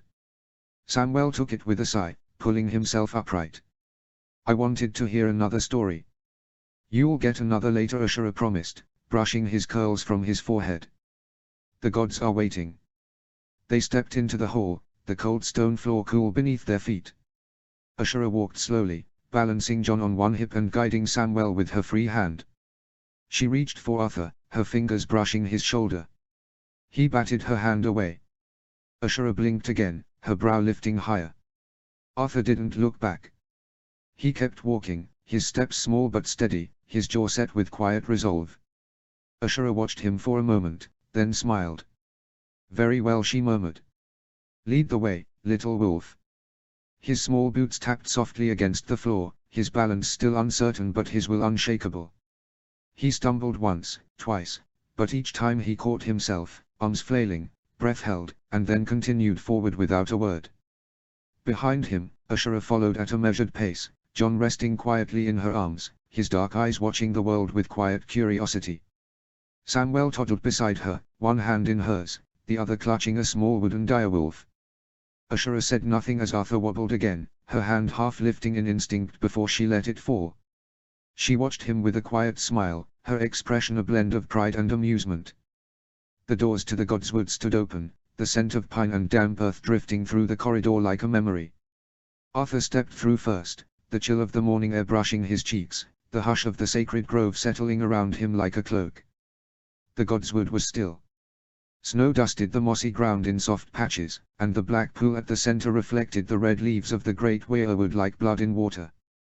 The tree stood tall and ancient, its bark pale as bone, its carved face solemn and watching. And beneath it, kneeling in the snow, was his father. Ned's cloak was draped over his shoulders, his head bowed, his breath misting in the cold. Ice rested beside him, its great hilt gleaming faintly in the morning light. He was still, silent, as if carved from the same stone as the walls of Winterfell. Arthur paused at the edge of the grove, his breath catching. Then he moved forward. One step. Then another. The snow crunched beneath his feet. The cold bit at his cheeks. But he didn't stop. Ned looked up. His grey eyes widened slightly as he saw the small figure toddling toward him, arms out slightly for balance, face set with quiet determination. Ned rose slowly, brushing snow from his knees, and stepped forward just as Arthur reached him. He knelt, arms open. Arthur walked straight into them. Ned caught him gently, lifting him into a warm embrace. "You walked all the way here," he murmured, his voice low and full of wonder. Arthur nodded against his shoulder. Behind them, Ashura stepped into the grove, her breath curling in the air. Jon stirred in her arms, blinking at the red leaves above. Samwell let go of her hand and ran to the edge of the pool, peering into the water with wide eyes. Ashura met Ned's gaze and smiled. He refused help the whole way. Ned looked down at Arthur, his expression softening. Of course he did. Arthur nestled against his father's chest, the scent of leather and snow and pine wrapping around him. Objective complete, motor mastery walk from the nursery to the Godswood without assistance. Plus 5 XP plus 3% agility, 1 hour, plus 2 relationship, Ned Stark. Level progression, Arthur Stark level 3-4, new perk slot unlocked stat growth increased next milestone, level 5 unlock minor magical instinct, old god's affinity. Arthur blinked slowly, the message fading like mist in the morning air.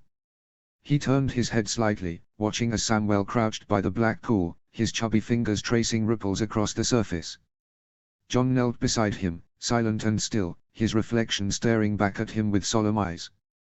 Their laughter was soft, but it echoed strangely in the grove, muted, distant, as if the trees were listening. Arthur's gaze drifted upward to the weirwood. The face carved into the pale bark stared back at him, its eyes hollow, its mouth a silent wound. The red leaves rustled overhead, though there was no wind. And then he felt a presence. Not hostile. Not warm. Just, watching. The sensation prickled along his spine, ancient and vast, like the weight of snow on a branch that had never broken. He stared into the weirwood's eyes, and for a moment, he felt as though someone, or something, was staring back. Behind him, his parents spoke in low voices, their words drifting through the cold air like smoke. "I received a raven this morning," Ned said, his voice quiet but steady. "From Dragonstone." Ashura turned slightly, her hand resting on her belly. "Stannis Baratheon." Ned nodded. "He and Catelyn have had a daughter. They've named her Cassandra." Ashura's brows lifted. "After his mother." Ned said. "A strong name." Ashura smiled faintly. "And Robert?" Ned's expression darkened slightly. "Another raven. From the capital. Cersei has given birth to a son." Ashura's smile faded. "And they've named him Joffrey." Arthur knew his father and Robert Baratheon had made peace after their falling out in the Red Keep. That much was true. Arthur had seen it in the way they clasped arms in the solar at King's Landing, in the way Robert had laughed and called Ned brother again, as if the fight and bad blood between them had never happened. But Arthur had also seen the way Ned's jaw clenched when Robert drank too much. The way he looked away when the king spoke of justice with a smile that didn't reach his eyes. There was peace but not ease. And his mother, she had never trusted Robert. Arthur had seen it in her silence at the feast, in the way she kept her sons close when the king entered the room. She had smiled, yes, but it was the smile of a lady trained in courtly grace, not the warmth of a friend. She had not forgotten Elia Martell nor her children. Arthur remembered the way his mother's voice had gone cold when she spoke of the sack of King's Landing. Of how Elia had been butchered and of how her children, babies, had been dashed against stone. And the Lannisters had stood by. Worse, they had profited. Ashura had not said it aloud, not in front of the boys. But Arthur had heard it in her voice. In the way she spoke of Tywin Lannister with clipped words. In the way she refused to speak of Cersei at all. She did not trust the king. She did not trust his court. And she loathed the lions who prowled it. Arthur looked up at her now, standing beside the black pool, Jon resting quietly in her arms, her eyes distant as she watched the red leaves fall. She was beautiful, yes, but there was steel beneath the silk. Ned's voice was low, meant only for Ashura, but Arthur caught every word. Benjen sent a raven this morning, Ned said, his breath misting in the cold. Moat Caillin's restoration is progressing well. The outer ring is nearly cleared, and the foundations are holding. He says it should be habitable by the time Arthur is of age. Ashura raised an eyebrow, shifting Jon slightly in her arms. You're still set on giving it to him? Ned nodded. It's a stronghold of the First Men. Older than Winterfell. It deserves a Stark to hold it again. Arthur's heart beat a little faster. He had known, of course. He'd heard the quiet conversations between his parents, the murmured plans between Ned and Benjen over maps and letters. Moat Caillin, ancient, weathered, and half-sunken into the bogs of the neck, was to be his seat. Samwell would be the future Lord of Winterfell and Warden of the North as the firstborn true-born son, and Arthur and Jon would be his bannermen. Just as Dragonstone had once been the seat of the Targaryen heir, so too would Moat Caillin be the seat of the second Stark son. Jon would have Dragonsea Point, a coastal fortress near White Harbor, gifted by Robert and restored with southern gold. Arthur had listened closely when Robert had made the offer. Take what gold you need, the king had said, slapping Ned on the back with a grin. Build them up. Make them strong. The North deserves its teeth. But Arthur had seen the glances exchanged between the southern lords. The way the Master of Coin had hesitated. The way the Grand Maester had pursed his lips. They were wary. Moat Caillin was no ordinary ruin. It was the gate to the north. A fortress that had once held back entire armies with a handful of men. Rebuilding it meant more than stone and timber. It meant power. And power in the hands of the North made the South uneasy. Arthur understood that now. He looked up at his father, who stood tall beneath the red leaves, his face carved with quiet resolve. Ned Stark was not a man who sought power for its own sake. But he would not leave his sons without strength. Ashura's voice broke the silence. And what of the marshes? The neck is no easy place to tame. Ned smiled faintly. Benjen says the Crannog men have offered their aid. Howland Reed has sent men to help with the dredging. They remember the old pacts. Ashura nodded slowly. Then it will be a Stark seat again. The solar was warm with firelight and the scent of parchment and beeswax.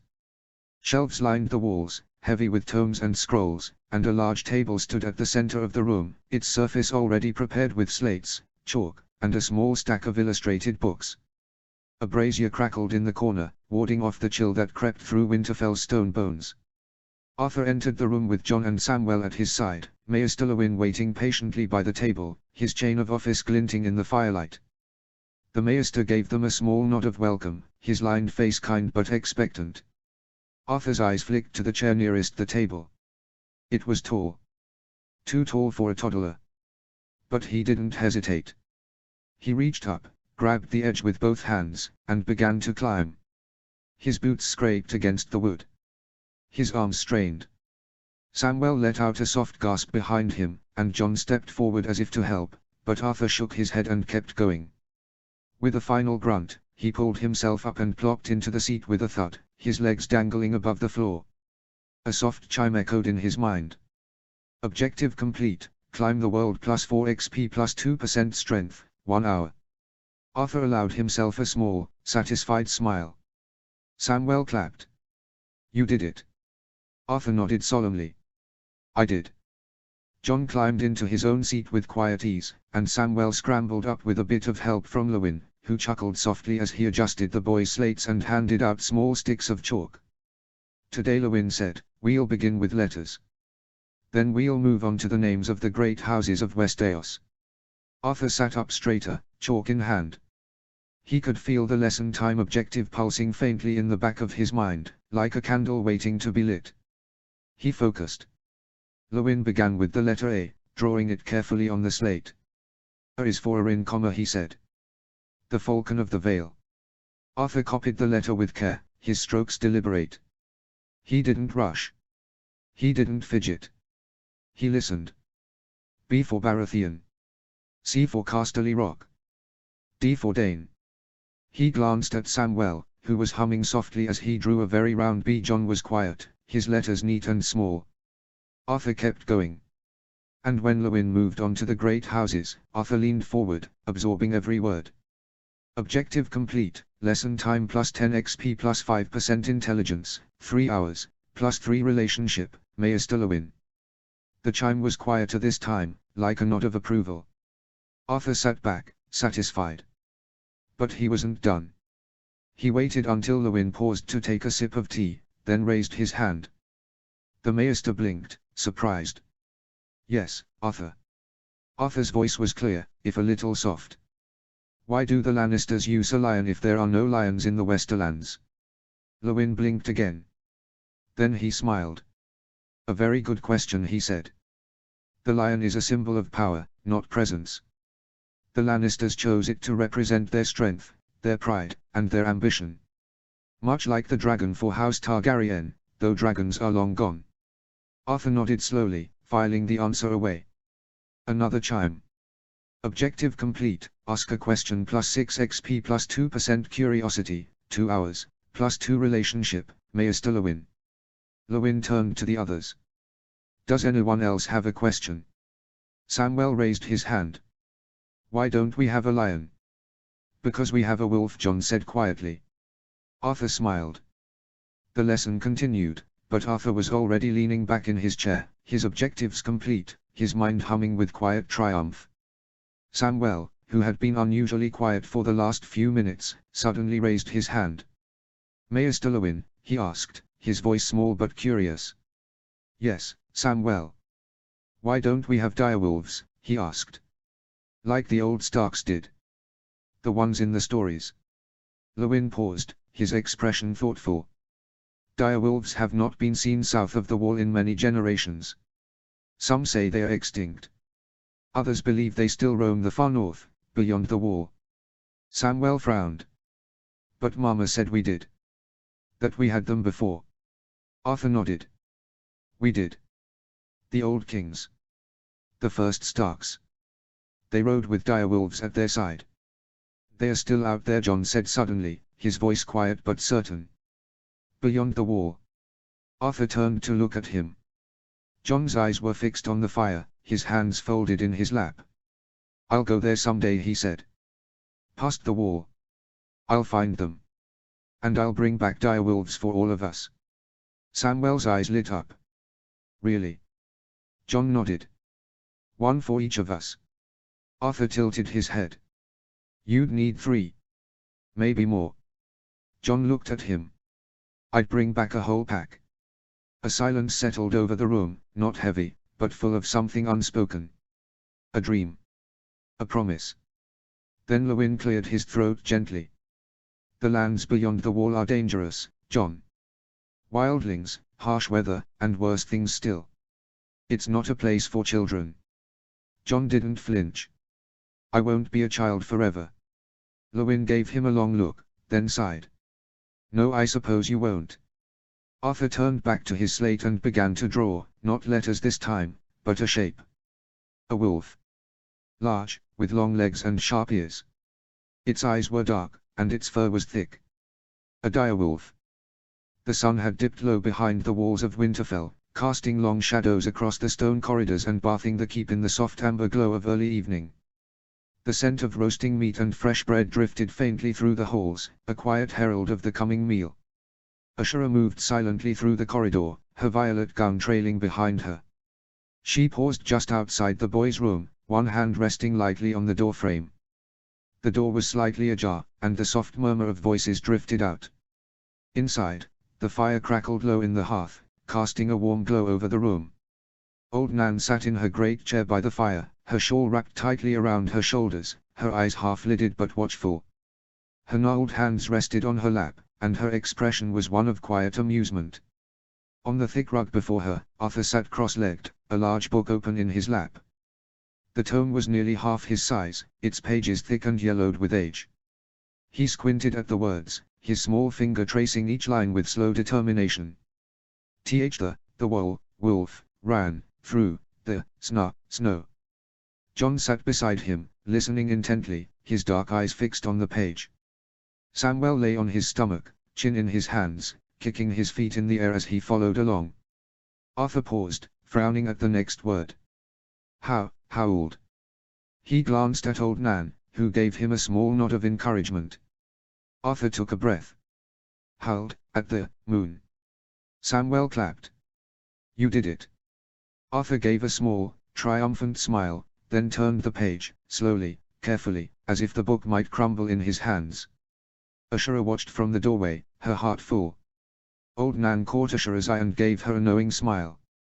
Ashura stepped into the room, her voice soft. I see we have a new storyteller. Arthur looked up, startled, but then his face lit up with pride. I'm reading, he said, holding up the book like a trophy. Ashura knelt beside him, brushing a hand through his dark hair. I can see that. And doing a fine job of it. John scooted closer. He read the whole page. Samuel nodded. Even the hard words. Ashura smiled and kissed the top of Arthur's head. Then I think you've earned a reward. Arthur tilted his head. What kind? She stood, offering her hand. Dinner. Samuel leapt to his feet. With honey cakes. Ashura laughed. We'll see. John rose more slowly, helping Arthur close the book and set it gently aside. As they left the room, Arthur glanced back at the book, then at old Nan. I'll read more tomorrow, he said. Old Nan nodded. I'll be waiting.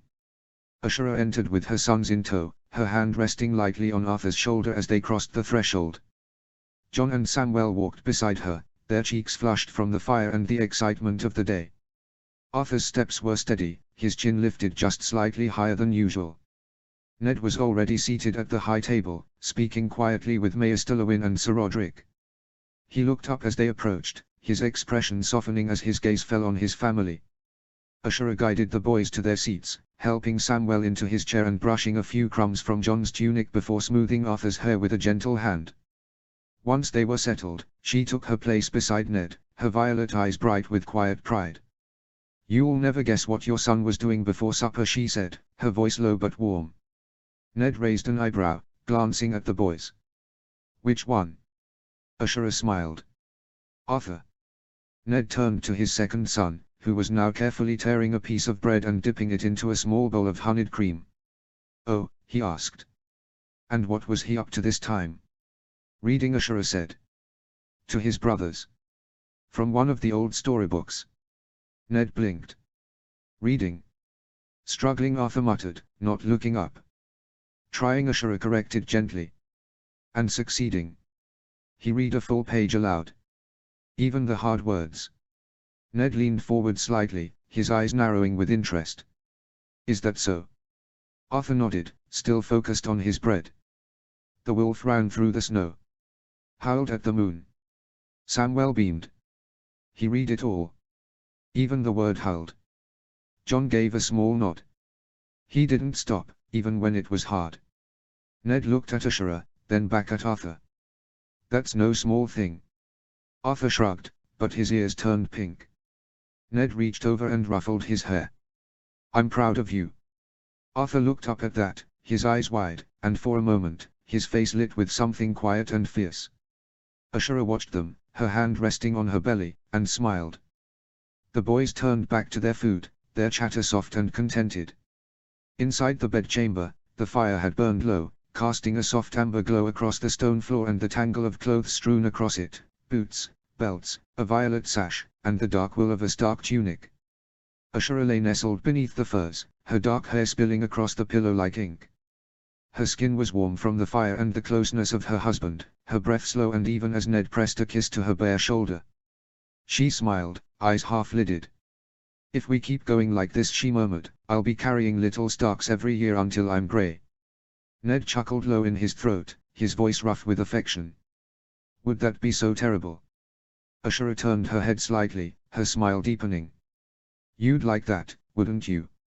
A whole pack of them. Little wolves crawling through the halls. Ned brushed his lips along her neck. Winterfell could use more laughter. Ashura let out a soft, contented sigh, her fingers curling into the fur beneath them. And more chaos. Chaos, Ned said, is a Stark tradition. She laughed quietly, the sound muffled against his chest. "You're impossible." "And you," he said, kissing her again, head getting lower and lower with each kiss, "are radiant." Ashura sighed and closed her eyes, allowing herself to imagine it. The great hall of Winterfell, no longer quiet and solemn, but alive, brimming with laughter, voices, and the clatter of wooden cups and spoons. The long table stretched before her, not filled with lords and bannermen, but with children. Her children. Dozens of them, it seemed, though she knew the number was far smaller. Yet in her dream, they filled the space like stars in a northern sky.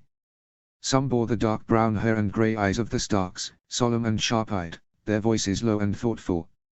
Others had her coloring, violet eyes that shimmered like dusk, dark black hair that caught the firelight, laughter like bells in the wind.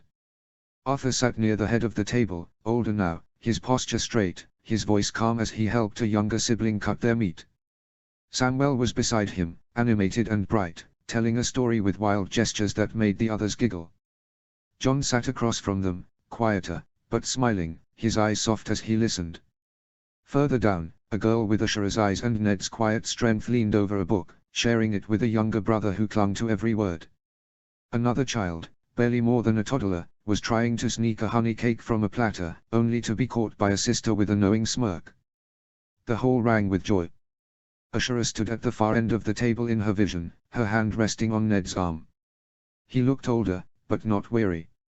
His eyes were full of pride as he watched their children, his pack, grow and thrive. Chapter 3, Wolf Blood. Chapter text. The nursery was warm with summer light, the stone walls softened by woven tapestries and the scent of fresh linen and lavender. A breeze drifted in through the open window, stirring the pale curtains and carrying with it the distant sounds of the courtyard, steel on steel, the bark of hounds, the laughter of stable boys. But inside, all was still. Ashura sat in a cushioned chair near the hearth, her violet eyes soft with exhaustion and joy. In her arms, Samwell wriggled gently, his chubby hands reaching for the silver chain around her neck. Beside her, Ned stood with Jon perched on his hip, the boy's dark eyes wide and curious as he stared across the room. Arthur stood between them, one small hand resting on the edge of a carved wooden cradle. Inside, nestled in soft woolen blankets, lay two newborns, Robb and Sansa. Both had inherited their mother's coloring, thick tufts of black hair already curling against their foreheads, and even in sleep, the faint shimmer of violet beneath their closed lids. Their skin was pale and smooth, their breaths soft and even. Robb's tiny fist was curled beneath his chin, his brow furrowed in a way that made Ashura smile. Sansa lay still, her lips parted slightly, her lashes long and dark against her cheeks. Arthur leaned closer, peering down at them. "They look like Mama." Ashura smiled, brushing a hand through Jon's hair. "They do." Samwell leaned closer, his eyes wide. "They are smaller than we were." "You were both loud," Ned said with a smirk. "These two are quiet. For now." Arthur tilted his head. "Will they stay small?" "Not for long," Ashura said. "They'll grow. Just like you and Sam." Jon reached out, his fingers brushing the edge of Sansa's blanket. "Can I hold her?" "Soon," Ned said. "When they are stronger." Arthur stared at the twins, his mind quiet but full. He didn't need the interface to tell him what this meant. He could feel it, etched into the stone of Winterfell, whispered in the hush of the godswood beyond the walls. Ned and Ashura led the boys to their room, watching them play, away from duties at the moment. Jon, Arthur, and Samwell were sprawled across a thick woolen rug, building a crooked tower of carved blocks.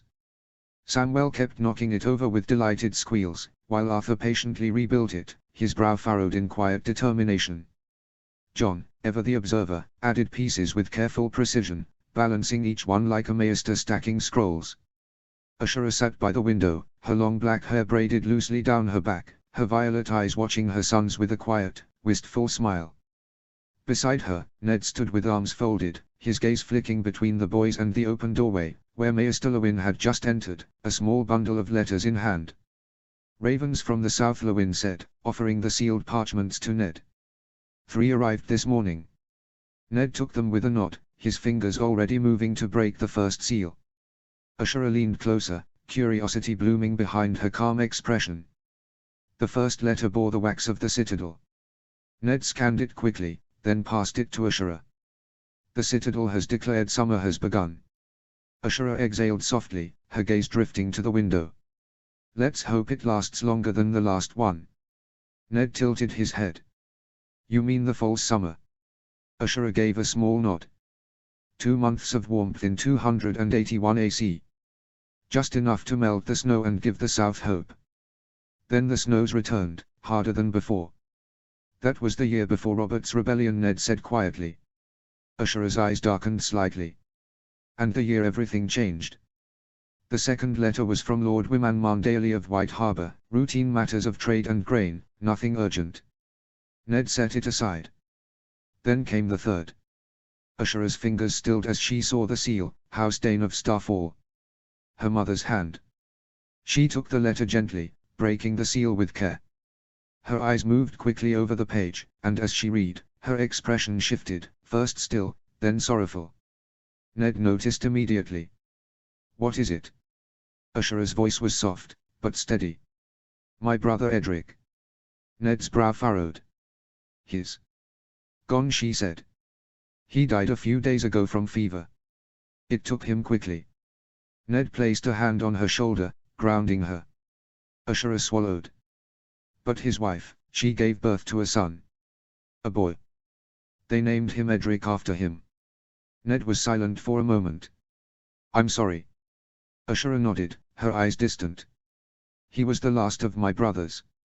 Now only my mother and sisters remain. She looked toward the boys, who were now arguing over whether the tower should have a roof. Arthur was insisting on symmetry. Samwell wanted to put a carved wolf on top. John was quietly building a second tower beside them, just as tall. Ashura sat quietly by the window, the letter from her mother still resting in her lap. Her violet eyes were distant, fixed on the horizon beyond the glass, where the sun dipped low and painted the sky in shades of gold and rose. The news of Edric's death had settled over her like a soft shroud, grief not sharp, but deep and enduring. Ned stood beside her, watching her in silence for a moment. Then, gently, he spoke. You should write to her. Ashura blinked, turning her gaze to him. To my mother. He nodded. Invite her to Winterfell. Her, and your sister. Ashura's brow lifted slightly. Mother hasn't left Starfall in years. All the more reason, Ned said. She's lost a son. And gained a grandson and a granddaughter she's never seen. Ashura looked down the hall to the nursery where Robb and Sansa slept peacefully, their dark lashes resting against pale cheeks, their tiny chests rising and falling in perfect rhythm. She would love them, Ashura murmured. And she'd be proud of Arthur and Samwell. She should see them, Ned said. All of them. Let her know she still has family. That her blood lives on in the north. Ashura was quiet for a long moment. Then she nodded slowly. And Illyria. Ned smiled faintly. I think Winterfell could use a little more Dane mischief. Ashura chuckled softly. She's not a child anymore, Ned. No, he said. But I imagine she still climbs walls when no one's looking. Ashura's smile faded into something softer. It would be good to see them again. To have them here. Then write to them, Ned said. Tell them they're wanted. That they're welcome. Ashura reached for the writing desk near the hearth, her fingers already moving to select a quill. I will. Ned leaned down and kissed the top of her head. Good. 1 month and 2 weeks later. The solar was quiet, the golden light of late afternoon slanting across Ned's desk, illuminating the scattered parchments and the half-finished letter to Lord Wiman Mandaly. The fire in the hearth had burned low, but the warmth lingered in the stones, and in the closeness between the two seated figures. Ashura sat across from Ned, her violet eyes thoughtful, her fingers tracing the rim of her teacup. The talk had turned from grain shipments and ravens to something more personal, something more lasting. Betrothals. I've been thinking of Samwell, Ned said, his voice low. Winifred Mandaly is a year older. She's bright, well-mannered, and Wiman's heir if he has no sons. A match would tie White Harbour more tightly to Winterfell. Ashura nodded slowly. A sound match. The Mandalys are loyal. And Winifred has a good heart. But? Ned asked, sensing the pause in her voice. Ashura's gaze drifted to the window, where the banners of House Stark stirred in the breeze. I've also been thinking of Arthur. Ned tilted his head. Go on. She rose from her chair and moved to his side, her hand trailing gently down his arm as she leaned in close. Her voice was soft, almost wistful. You remember I told you about Elia? About how close we were? Ned's breath caught slightly, his eyes closing for a moment as her words stirred memories, some spoken, some only hinted at in the quiet hours of their marriage. He tried not to think too deeply about the things she'd once shared, the warmth of her voice when she spoke of Elia's laughter, her touch and her secrets. Ashura smiled faintly, sensing his struggle, and whispered, she would have loved Arthur. She always said the world needed more quiet strength. Ned cleared his throat, shifting slightly in his chair. And you're thinking of Ariane? Ashura nodded. She's bold. Proud. But not cruel. She and Arthur would balance each other. And it would honor Elia's memory. Dawn hasn't forgotten her. Ned opened his eyes, steadying himself. And you think the Martells would consider it? If the offer comes with respect, Ashura said. Not as a demand, but as a gesture of peace. Of kinship. Ned looked at her, the firelight catching in her hair, and nodded slowly. Then we'll write. To Wyman and to Doran. Ashura leaned down and pressed a kiss to his temple. You're a good man, Eddard Stark. He gave a quiet, rueful smile. A man trying not to think about the fact that we just had our second set of twins. She leaned down, her lips brushing close to his ear, her voice a velvet whisper. Give it a year, she murmured, and if the gods are kind, I'd be more than willing to carry another child or a third set of twins. Ned froze. His breath caught, and he closed his eyes, willing his thoughts to remain focused, on treaties, on Bannerman, on anything but the image her words conjured. His jaw tightened slightly, and he shifted in his seat, trying to maintain the composure that had earned him the name Quiet Wolf. Ashura, of course, noticed. She always did.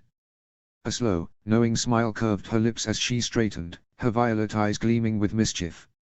Is the Quiet Wolf flustered? She asked, her voice teasing, musical. Ned opened his mouth to reply, but no words came. Ashura's fingers trailed gently up his arm, feather-light, deliberate. You're blushing, she added, clearly delighted. I am not, Ned muttered, though his ears had turned unmistakably red. Ashura laughed softly, the sound low and warm. You're adorable when you try to be stern. He gave her a look, half warning, half surrender, and reached up to catch her hand in his. Ashura leaned in and kissed him, slow and lingering, her fingers brushing the side of his neck. When she pulled back, her voice was a soft murmur against his skin. The Karstarks just had a daughter, she said. Alis. Ned's brow lifted slightly. Alis Karstark. Ashura nodded, her violet eyes thoughtful. Born not long after the spring thaw. If they are willing, we could offer Jon to her, when they are older. Ned nodded slowly. Alis Karstark. She'd be of good northern stock. Strong. Stubborn. Ashura smiled faintly. Just like him. He gave a quiet chuckle. We'll write to Lord Karstark. See if the idea takes root. The hot springs beneath Winterfell steamed softly in the dim light, their warmth rising in ghostly tendrils that curled along the stone walls and vanished into the vaulted ceiling. The air was thick with heat and the scent of minerals, a stark contrast to the cool stone corridors above. Here, in the hidden heart of the castle, the ancient waters whispered secrets older than the walls themselves. Arthur stood at the edge of one of the deeper pools, his small hands clenched at his sides, his violet eyes narrowed in quiet concentration. The surface of the water shimmered, disturbed only by the splashes of his brothers nearby. Samwell and Jon were laughing as they chased each other through the shallows, their voices echoing off the stone. Benjen Stark lounged in the water nearby, keeping a watchful eye on them, his dark hair slicked back and his expression relaxed. But Arthur wasn't playing. He was thinking. He had been trying to unlock water magic for weeks now, ever since the interface had hinted at the elemental paths, ice, fire, earth, and water. He had felt flickers of something when he stood in the Godswood during a storm or when he touched the frost on the windowpanes in the early morning. But nothing had awakened. Nothing had clicked. The interface remained silent. And so he had come here. The hot springs were the only place in Winterfell where water moved freely, where it lived and breathed beneath the stone.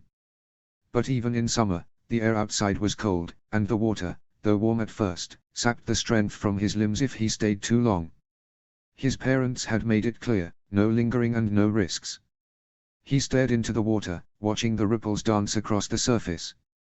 The steam curled around his face, dampening his hair, clinging to his skin. He could feel the pulse of the springs beneath his feet, ancient and slow, like the heartbeat of the earth. The only way to unlock it was to go deeper. To submerge himself completely. He took a step forward, the warm water lapping at his ankles. Another step, and it reached his knees. He could hear Samuel laughing behind him, John splashing in response, Benjen calling out a gentle warning not to go too far. Arthur ignored them. He moved to the edge of the deeper pool, where the water darkened and the heat grew more intense. He took a breath, steadying himself. If he was wrong, he'd be pulled out in seconds. If he was right. He closed his eyes and jumped. The water closed over him like a second skin, hot, heavy, and silent. The world vanished in a rush of bubbles and pressure. He opened his eyes beneath the surface, the light from the torches above shimmering like fire through the steam. He didn't move, he didn't kick, he simply floated. Waiting and listening. The heat pressed against his skin, the silence wrapping around him like a cocoon. His lungs began to ache, but he held still, willing the magic to come. Willing the water to speak. And then a flicker that made Arthur open his eyes. Not from the interface. From something deep inside himself. Arthur's eyes widened. Then strong hands grabbed him from above, pulling him up and out of the pool in a rush of steam and gasping breath. Benjen held him firmly, his face pale with alarm. Arthur! What in the seven hells were you doing? Arthur coughed, blinking water from his eyes, his chest heaving. Benjen knelt beside the pool, his hands firm on Arthur's shoulders as he checked him over with a mix of relief and frustration. Steam curled around them, and the sound of Samuel and John's splashing had faded into the background. You were told to stay away from the deep springs, Benjen said, his voice low but sharp. They're dangerous, Arthur. Even for grown men. You could have drowned. Arthur blinked, still catching his breath, the heat of the water clinging to his skin. But he wasn't listening. Not really. Because in that moment, a soft chime echoed in his mind, clear, crystalline, unmistakable. A notification shimmered into view, hovering just above Benjen's head like a banner only Arthur could see. New magic unlocked, water affinity. You have awakened the element of water. The path of fluidity, perception, healing, and stillness is now open to you. Water magic is now set at level 1, 0/1,000 XP to next level. He barely noticed Benjen's voice rising. Arthur! Are you even listening to me? Arthur didn't respond. Benjen snapped his fingers sharply in front of his face. Arthur! Arthur blinked, finally looking up at his uncle. Benjen's expression was tight with concern. What were you thinking? Arthur opened his mouth, paused, then said quietly, I had to try. Benjen stared at him for a long moment, then exhaled, rubbing a hand down his face. You're too much like your father sometimes. Or your mother. Arthur didn't answer. He was still feeling it, that subtle hum beneath his skin, like the water was still inside him, listening. He had done it. He had unlocked water magic. Arthur's boots squelched with every step as Benjen marched him through the stone corridors of Winterfell. His tunic clung damply to his skin, and steam still curled faintly from his hair. Behind him, John and Samuel followed with matching skulls, Samuel muttering about how Arthur had ruined their fun, and John walking in tight-lipped silence, arms crossed and eyes fixed on the floor. But Arthur felt untouchable. The water had seen him. It had stirred. That was all that mattered. They reached the solar, and Benjen didn't bother knocking. He pushed the door open and guided Arthur inside with a firm hand on his shoulder. Ned sat behind his desk, his expression carved from northern stone. Ashura stood behind him, arms folded, her violet eyes sharp and unreadable. The fire in the hearth crackled softly, but the room felt colder than the springs. Benjen gave a short nod. He jumped into the deep spring. The one we told him to stay away from. Stayed under long enough to make me think he'd drowned. I had to pull him out. Ned's jaw tightened. Is that true? Arthur stood straight, his violet eyes steady. Yes. Ashura's voice was low and cool. Why? Arthur didn't answer. He wouldn't lie, but he wouldn't tell them either. Ned's gaze didn't waver.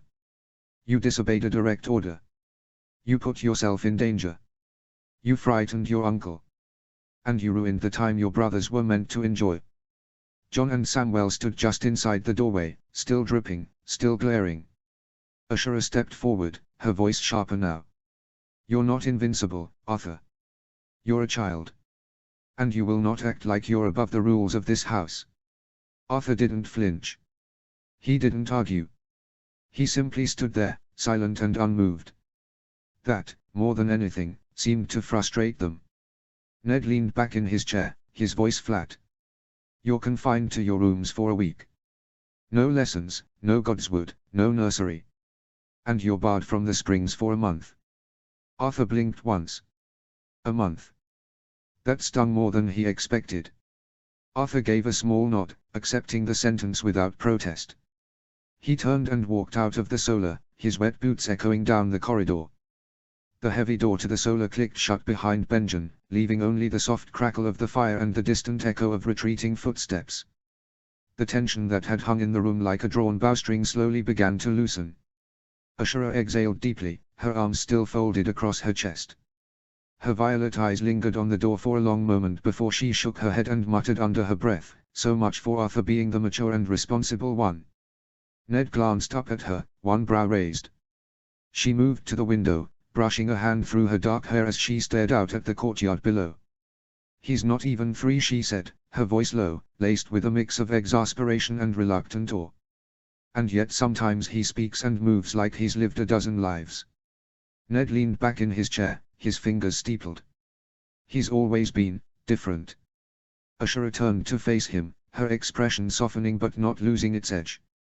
Different doesn't mean reckless. He's clever, yes. Observant. But he's also stubborn. And secretive. He doesn't tell us everything. Ned gave a quiet nod. He reminds me of you. Ashura arched a brow. I didn't nearly drown myself in a boiling spring at 2.5. No, Ned said dryly.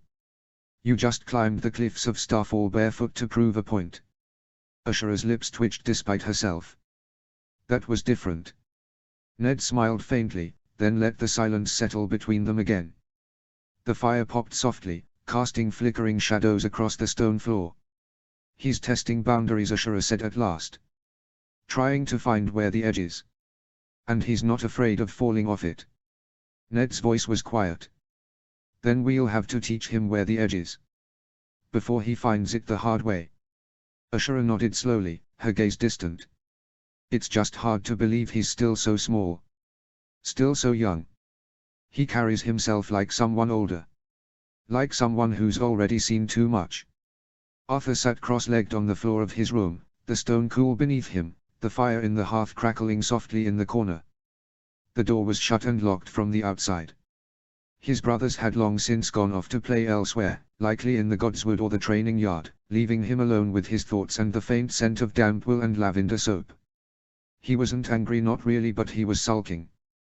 The punishment stung more than he'd expected. Not the confinement, he could endure solitude. It was the ban from the springs that gnawed at him. The water had only just begun to speak, and now he was barred from hearing it again for a month. A whole month. He sighed and leaned back against the wall, his violet eyes fixed on the flickering shadows cast by the firelight. Water was open to him now. He could feel it, like a thread running just beneath his skin, waiting to be pulled. But the other elements, those remained locked. He frowned. How was he supposed to unlock them? He glanced at the hearth. The flames danced merrily, innocent enough from a distance. But he knew better. He'd seen what fire could do. He didn't fancy throwing himself into it just to see if the magic would answer. Burns were real. Pain was real. His parents would never forgive him if he scorched himself trying to chase power. Earth. That was worse. What was he supposed to do, bury himself alive. Dig a hole and wait for the stone to speak. The very thought made his chest tighten. No. That path was closed for now. And Arthur shuddered. He'd seen the ravens dive from the rookery towers, watched the wind whip through the battlements during storms. The idea of leaping from a height, hoping the sky would catch him, it was madness. His parents would never let him out of their sight again. They'd think he was touched in the head. Or worse. He rubbed his hands together, frowning. There had to be another way. A safer way. A smarter way. The interface hadn't told him how to unlock the other elements. Only that they existed. Only that they waited. He would find a way. He had to. But for now, he was trapped in a room with nothing but his thoughts, a flickering fire, and the memory of the water's embrace. Arthur closed his eyes and breathed deeply, letting the warmth of the hearth wash over him. One path was open. The others would follow eventually. The days passed slowly. Arthur remained confined to his room, just as his father had decreed. The stone walls, once familiar and comforting, now felt like the edges of a cage. The window let in light but not freedom, and the sounds of winter fell beyond it, laughter in the courtyard, the clang of wooden swords, the distant howl of a wolf, only reminded him of what he was missing. Each morning, he woke to the same routine, a knock at the door, a tray of food left just inside, and the quiet click of the lock being turned again. Breakfast. Lunch. Supper. All delivered in silence. No conversation. No company. His brothers came and went. He heard their voices in the hallway sometimes, John's quiet murmur, Samuel's cheerful babble. Once, he thought he heard Samuel ask if Arthur could come out to play, only to be gently turned away by a servant or perhaps their mother. They didn't visit. Not once. And Arthur didn't blame them, he wouldn't have visited either. The only time he was allowed out was when nature demanded it. A guard or servant would escort him to the privy, always under the watchful eye of someone older, Benjamin, once, who said nothing as Arthur passed him with his chin high and his mouth shut tight. He refused to speak to any of them. Not to his uncle. Not to his mother. Not to his father. They had made their decision. And so had he. He spent his days in silence, reading when he could, practicing his letters, and meditating on the pulse of water magic that still hummed faintly beneath his skin. He traced the memory of it like a secret, his secret, something no locked door could take from him. He didn't cry or beg. Because Arthur Stark was many things, but weak was not one of them. The days of confinement had been long, quiet, and, at least outwardly, uneventful. But Arthur had not wasted them. While the guards thought him sulking and his parents believed him stewing in silence, Arthur had been studying. Not books, though he had those too. No, he had been exploring the interface. The magical system that had awakened within him since his earliest memories was more than just a guide. It was a map of his growth, his power, and, he was beginning to realize, his relationships. On the fourth day of his punishment, curled beneath a thick woolen blanket with the fire crackling low, Arthur had opened the interface and navigated to a section he hadn't explored deeply before. Relationships. It was more than a list of names. Each person in his life had a glowing thread, a bond that pulsed with faint light. Some threads were brighter than others. Some flickered with potential. And each one had levels, tiers of connection that could be deepened through shared experiences, trust, and time. He tapped on Samuel's name first. Bond, Samuel Stark status, Twin Link Level 3 Affinity, Empathic Resonance. Abilities. Emotional echo, sense each other's emotions across short distances. Shared calm, soothe the other's distress with focused intent. Mirror pulse, locked, telepathic communication. Twin veil, locked, temporarily swap perceived identities. Even those closest to them will believe one is the other. Arthur blinked. That last one, twin veil, was unsettling and fascinating all at once. The idea that they could fool even their parents, their uncle, their grandmother, it was powerful. Dangerous, even. He tucked it away in his mind, a tool for a future moment. He moved on. Bond, Eddard Stark status, Father Level 2 Affinity, on or bound guidance. Potential abilities. Steady presence gain increased resistance to fear when near. Sword Father's Insight, locked, temporarily gain a boost to swordsmanship when training or fighting alongside him. Warden's Will, locked, once per day, resist magical compulsion through sheer willpower inherited from the Stark line. Arthur's eyes narrowed. That last one, that could be useful. Especially if he ever encountered magic that tried to control him. Bond, Ashura status, Mother level 3 affinity, Starborn Grace. Unlocked abilities. Soothing Touch. Her presence accelerates healing and calms magical surges. Dream Link, locked, share dreams and visions across great distances. Dane's Blessing, locked, once per week, gain a surge of clarity and magical focus when she speaks your name. Arthur felt a warmth in his chest at that. His mother's bond was strong, stronger than he'd realized. And the idea of a shared dream, he wondered if she'd seen anything yet. He tapped through the others. Bond, John Stark. Brother status, Brother level 2 affinity, Silent Strength. Potential abilities. Shared resolve when fighting side by side, gain increased stamina. Shadow Step, locked, move silently when John is nearby. Oathbound, locked, once per season, make a vow together that cannot be broken. Bond, Sansa Stark status, Sister level 1 affinity, Budding Light. Potential abilities. Harglow, locked, your presence calms her, and hers inspires you. Shared Innocence, locked, resist corruption or dark magic when protecting one another. Song of the Hearth, locked, when all siblings are together, gain a temporary aura of protection. Bond, Robb Stark status, Brother level 1 affinity, Packborn Veiler. Potential abilities. Pack Instinct, unlocked, when near Robb, gain a slight boost to reaction time and awareness in group settings. You move more naturally as a unit. Shield of the Firstborn, locked, when Robb is in danger, gain a temporary surge of strength and speed to protect him. Triggered by instinct, not command. Wolfheart Rally, locked, when fighting alongside Robb and at least one other sibling, all gain increased morale and resistance to fear. The more united the pack, the stronger the effect. Older siblings bond, locked, once per season, Robb may call upon you in a moment of crisis, and you will know, no matter the distance. A bond of loyalty between the firstborn and the one who walks beside him. With a nod, he returned to the water magic tab. Now that the bond had been awakened, the interface had expanded, revealing a branching tree of abilities, some faintly glowing, others still grayed out, locked behind levels he had yet to reach. At the top of the screen, a number shimmered softly. Water Magic level 1/100. Arthur's eyes narrowed. So it had a cap. Like the other skills. 100 levels. That meant there was room to grow, room to become something far more powerful than he was now. He scrolled through the list, reading carefully. Water Magic Skill Tree. Level 1 to 10, Initiate of the Flow. Minor Hydrokinesis, move small amounts of water with focus. Locked. Water Sense, feel movement through water within a short radius. Locked.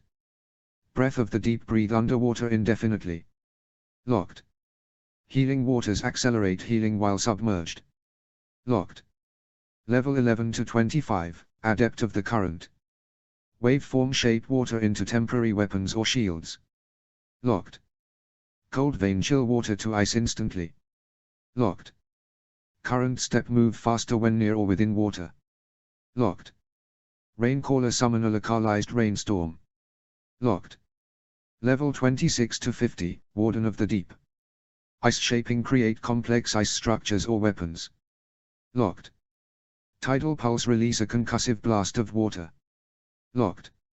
Vital Flow, transfer vitality between yourself and another while submerged. Locked. Mist Form, temporarily dissolve into mist to evade attacks. Locked. Level 51 to 75, Master of the Tide. Ocean's Grasp, summon tendrils of water to bind or pull enemies. Locked. Frozen Time, freeze water mid-motion, even in mid-air. Locked. Mind like water, gain resistance to mental intrusion while calm. Locked. Veil of Mist, cloak an area in thick fog, obscuring vision and sound. Locked. Level 76 to 100, Avatar of the Sea. Tsunami, call forth a massive wave capable of devastating cities. Locked. Water memory. Read the emotional residue left in water. Locked. Blood in the water. Sense injuries and weaknesses in others through water contact. Locked. Stillness. Eternal. Enter a meditative state in water that holds aging and restores all energy. Locked. Arthur stared at the final tear for a long time. Tsunami. Water memory. Stillness. Eternal. Each called to him, more tempting to the last, each powerful. He had explored his magic. He had studied his relationships. Now, he turned to the final tab he hadn't dared open until now. Ancestry. The moment he tapped it, the interface shimmered and split into two radiant branches, one silver and violet, the other grey and white. Dane ancestry. We are of the falling star. Bloodline affinity, starborn legacy status, active lineage strength, very high. Potential abilities and rewards. Starsteel affinity, increased resonance with magical or celestial forged weapons, for example, Dawn. Dreams of the sword. Visions of past wielders of Dawn, may receive guidance or warnings. Locked. Grace of the sword. Enhanced agility, balance, and reflexes in combat. Partially active. Astral sight, ability to perceive magical auras and celestial alignments. Locked. Echoes of the Sword of the Morning at high bond with legacy, temporarily channel the skill of Arthur Dane. Locked. Cons and risks. Weight of the name. Expectations from others may be unrealistically high. Dream vulnerability, susceptible to prophetic dreams and visions, both true and false.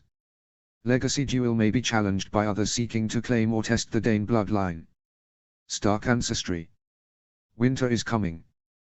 Bloodline affinity, first men / walkborn heritage status, active lineage strength, very high. Potential abilities and rewards. Walk potential, ability to enter the minds of animals, especially direwolves. Dormant.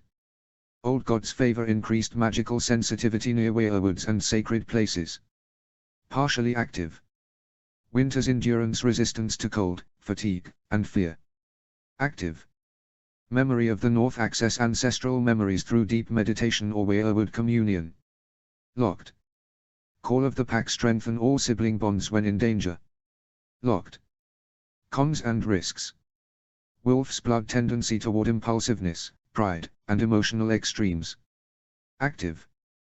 Burden of duty, strong compulsion to protect others, even at personal cost. Echoes of the crypt may be drawn to the dead or haunted by ancestral spirits. Arthur leaned back, the interface fading slightly as he processed what he'd seen. 2 legacies. 2 bloodlines. He'd need to study this more. The morning light spilled across the floor of Arthur's room, catching on the edges of his wooden toys and the half-finished book he'd left open on the table. He sat on the edge of his bed, arms folded, violet eyes fixed on the door as if he'd known it would open before it did. And it did. With a soft creak, the heavy oak door swung inward. Ned Stark stood in the doorway, his face as composed as ever, though the faint lines at the corners of his eyes were deeper than usual. Beside him stood Ashura, her arms crossed, her expression unreadable, equal parts grace and steel. Arthur, Ned said, his voice low but even. Are you ready to join everyone else? Arthur didn't move. He didn't speak. He simply crossed his arms tighter and scowled, his small jaw set like granite. Ned exhaled through his nose, rubbing a hand down his beard. 7 days locked away, and he still looks ready to challenge the wall itself. Ashura's lips twitched, but she didn't smile. She glanced at her husband and murmured, "Wolf's blood." Ned nodded. Arthur's scowl deepened, but he said nothing. Ned's gaze flicked to his wife, then back to his son. "This isn't a trick. You've served your punishment. But freedom doesn't mean defiance." Arthur looked away, his gaze drifting to the window. The courtyard beyond was bright with sun and movement. He could hear Samuel's laughter, distant but clear. John's voice followed, quieter, steadier. He missed them. But he wasn't ready to say it. Not yet. He slid off the bed and walked toward the door, his arms still crossed, his chin still high. He didn't meet his parents' eyes as he passed between them. But he didn't resist either. Ashura and Ned exchanged a glance as he walked past, equal parts relief and resignation. Ned watched in silence as Arthur brushed past him, The boy's small shoulders squared, his arms still crossed tightly over his chest. He didn't look up. Didn't speak. Not to him. Not to Ashura.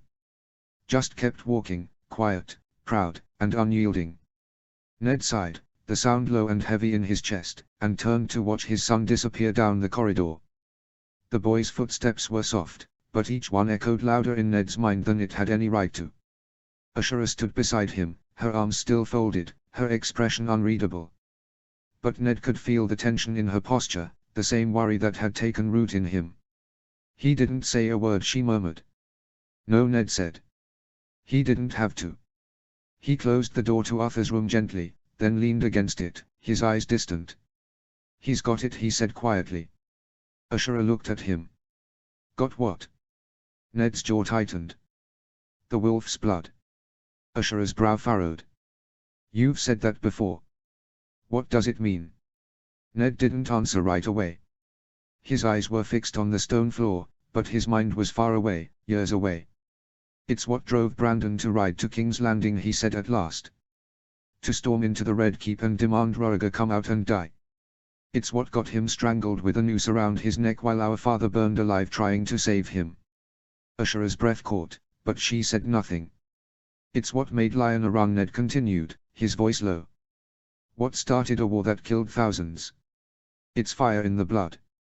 Pride without patience. Courage without caution. He looked up at her, his grey eyes shadowed. And it's in Arthur. Ashura's lips parted, but no words came. He's not just clever, Ned said. He's willful. He doesn't bend. And if we don't teach him how to temper that, how to wield it instead of letting it wield him, he'll break himself against the world. Or worse. Ashura stepped closer, her voice soft.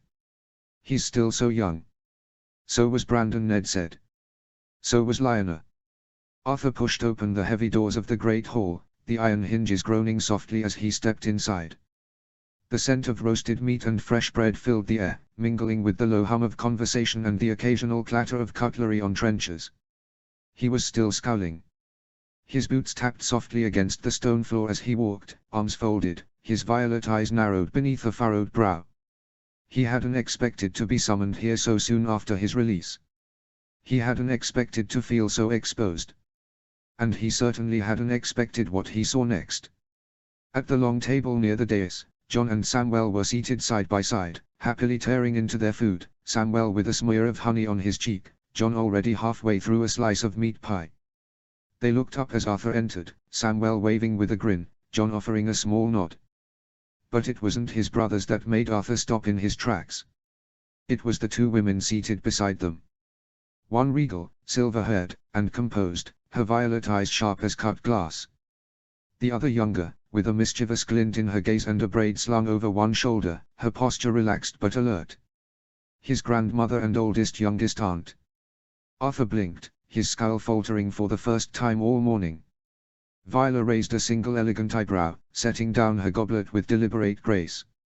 So she said, her voice smooth and cool as a desert breeze, your punishment is over, then. Arthur opened his mouth, then closed it again. Illyria smirked, leaning forward on her elbows. We've been here 2 days, little wolf. 2 days, and not a single glimpse of you. I was beginning to think you were a ghost. Arthur's scowl returned, but it was thinner now. He walked toward the table, his arms still crossed, his chin lifted. I wasn't allowed out, he muttered. Viola's eyes narrowed slightly, not unkindly. So I gathered. Your mother said you were being taught a lesson. Arthur didn't respond. Viola studied him for a moment longer, then gave a small nod. You look taller. Illyria grinned. And moodier. Arthur slid into the seat beside John without a word, his eyes flicking between the two Dane women. He wasn't sure how he felt, surprised, wary, maybe even a little pleased, but he wouldn't show it. Not yet. Arthur had just begun tearing into his bread when Samwell, ever the cheerful traitor, leaned forward with cheeks full of food and a mouth that had never quite mastered the art of discretion. MMF, Arthur jumped into the deep hot spring pit, he mumbled, crumbs tumbling from his lips. When Uncle Benjen wasn't looking. Scared him to death. Arthur froze mid-chew. John groaned softly beside him, lowering his cup. Sam. But it was too late. Viola set down her goblet again, slower this time. Her violet eyes, so like Arthur's, narrowed with sudden interest. Did he now? Illyria's grin widened. A deep hot spring pit. That sounds like something I would have done. Arthur shot Samwell a glare sharp enough to cut stone. Samwell, oblivious, just reached for another slice of bread, humming contentedly. Viola turned her gaze on Arthur, her voice calm but edged. And what, precisely, possessed you to do something so reckless? Arthur didn't answer. He stared at his plate, jaw tight. John, ever the peacemaker, tried to step in. He was fine. Uncle Benjamin pulled him out right away. After nearly diving in after him, fully clothed Samwell added helpfully. He was yelling and everything. Illyria laughed. I would have paid to see that. Arthur's ears burned, but he kept his expression neutral, refusing to rise to the bait. He could feel his grandmother's gaze still on him. Viola finally leaned back in her chair, folding her hands in her lap. Well. It seems I arrived just in time. Arthur looked up at her, defiant. I didn't drown. No, she said, her tone cool. But you could have.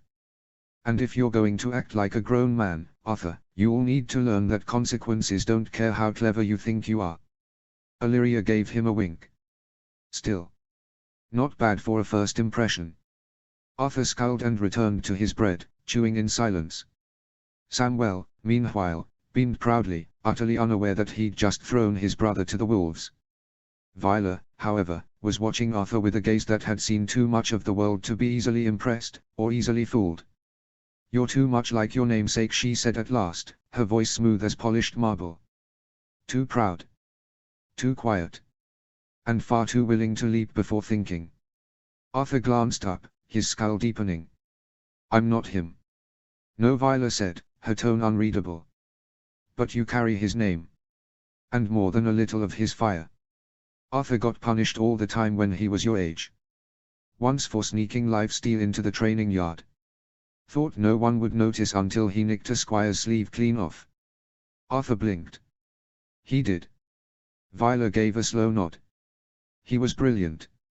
And reckless. And he hated being told no.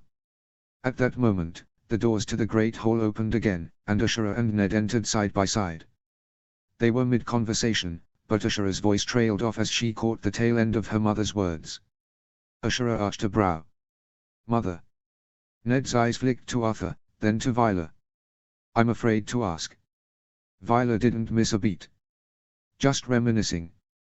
Your son seems determined to follow in his uncle's footsteps. Ashura sighed, brushing a hand through her dark hair as she approached the table. Let's hope not too closely. I'd rather not find him dueling knights in the courtyard before his fourth name-a-day. Arthur looked up at her, his expression unreadable. Arthur sat alone in his father's study, the heavy door shut behind him, the fire in the hearth burning low. The room smelled of parchment, pine wood, and old leather, his father's scent, steady and grounded. Scrolls and ledgers lined the shelves, and the great map of the north stretched across the table before him, its inked rivers and mountains as still and silent as the boy who stared at them. He swung his legs idly beneath the chair, arms folded, violet eyes narrowed in thought. He hadn't been told to stay here, exactly. But when his father had gently suggested they speak later, alone, Arthur had known what that meant. So he waited. He could hear faint laughter through the stone walls. His mother was with his grandmother and Aunt Illyria, no doubt in the nursery with John and Samwell. Sansa and Robb would be in their cradles, being cooed over and fussed at. His grandmother had probably already declared Sansa a proper Dane and Robb a little warrior in the making. Arthur didn't mind being left out. Not really. He had other things on his mind. Wolf's blood, he muttered under his breath, scowling. He'd heard his father say it. Heard the weight in his voice when he did. As if it were something dangerous. Something to be feared. Arthur didn't know exactly what it meant, but he could guess. It had to be about the springs. About diving in when he wasn't supposed to. About not listening. About being reckless. He scoffed. Reckless. He was a former Gryffindor. That wasn't a flaw. That was a badge of honor. Recklessness, short tempers, stubbornness, bravery, loyalty, those weren't weaknesses. They were the bones of courage. The fire in the blood. The reason he'd stood against Voldemort, against death itself, and walked away. He wasn't going to crush that part of himself just because it made others uncomfortable. He wasn't going to bury it beneath northern stone. The door creaked open with the soft groan of old hinges, and Arthur didn't need to look up to know who it was.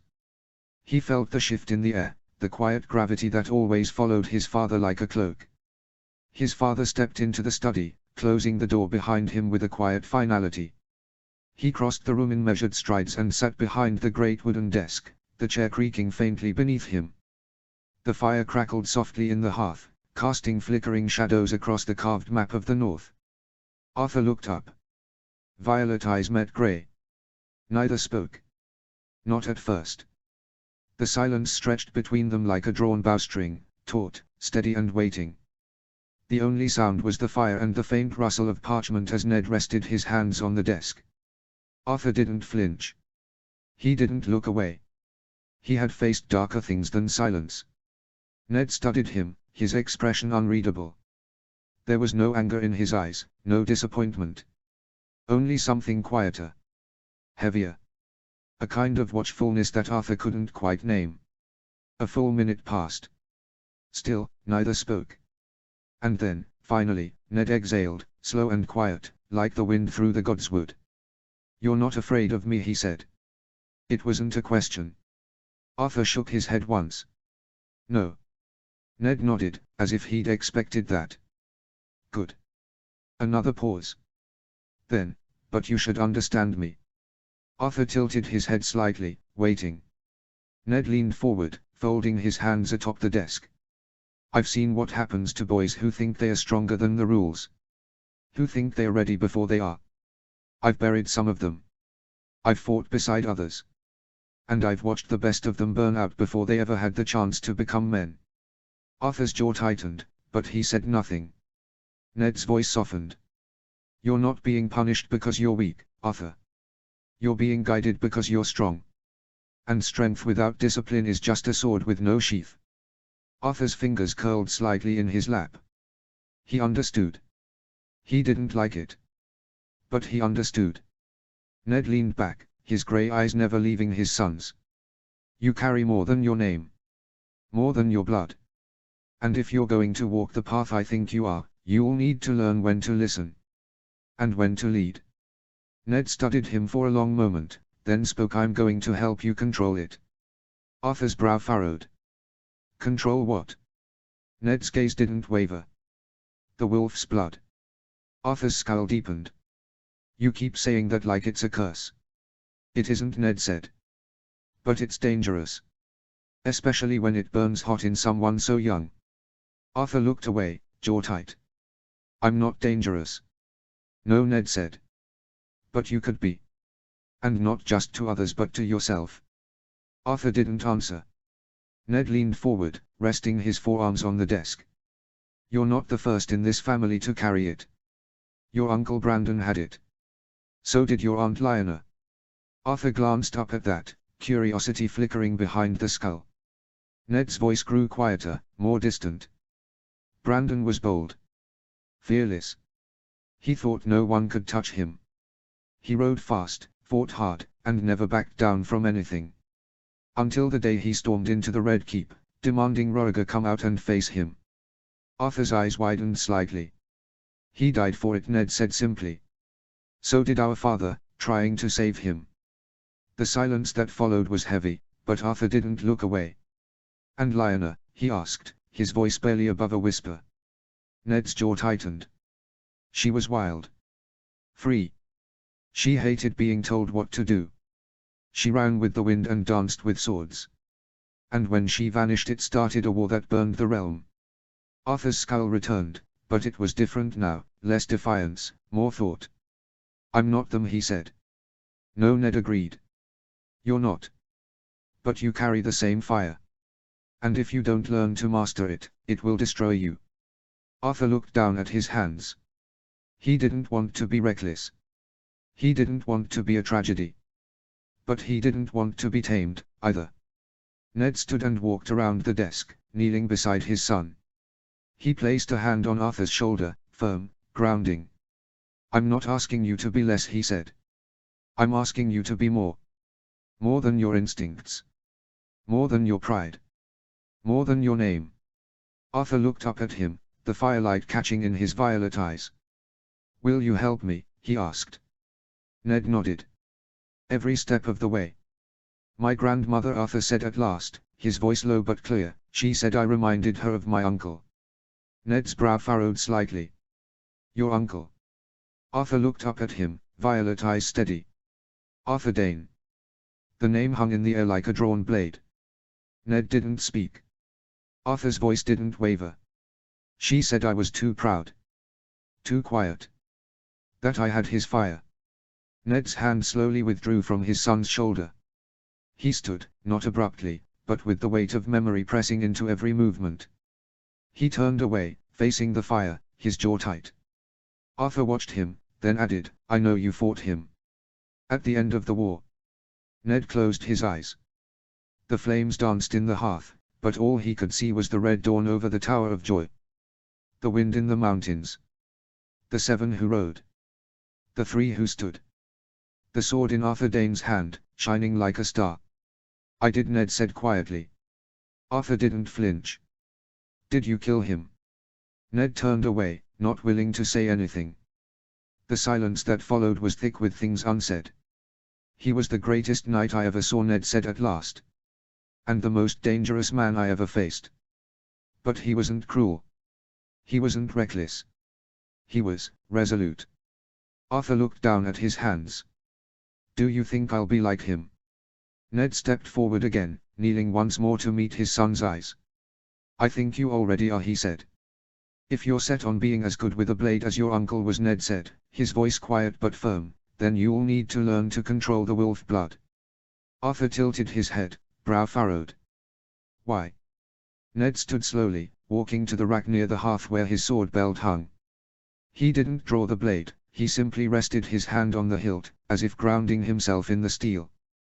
"Because it will overcome you in combat," he said. "I've seen it happen." Arthur's eyes followed him, curious but wary. Ned turned back. "TT made your uncle Brandon fast, fearless, impossible to ignore. But it also made him reckless. He fought like a storm, loud, wild, and without thought for what came after." He paused, his gaze distant. "He once broke 3 ribs in a sparring match because he refused to yield. He'd rather bleed than lose." And when he was angry, Ned shook his head. He didn't see the blade coming. Only the one he was swinging. Arthur's lips pressed into a thin line. Ned stepped closer, kneeling again so they were eye to eye.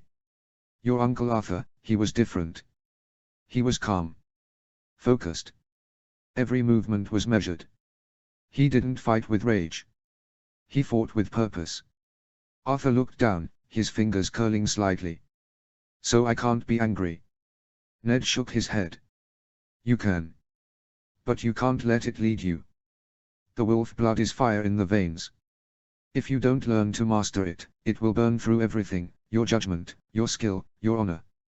Arthur was quiet for a long moment. Then he looked up, eyes steady. "Then teach me." Ned's expression softened, pride flickering behind the steel of his gaze. "I will. There's one more thing you need to do first." Arthur looked up, wary. "What?" Ned crossed his arms, his gaze steady. "You need to apologize." Arthur's brow furrowed. "For what?" Ned raised an eyebrow. "For scaring your uncle half to death. For disobeying your mother.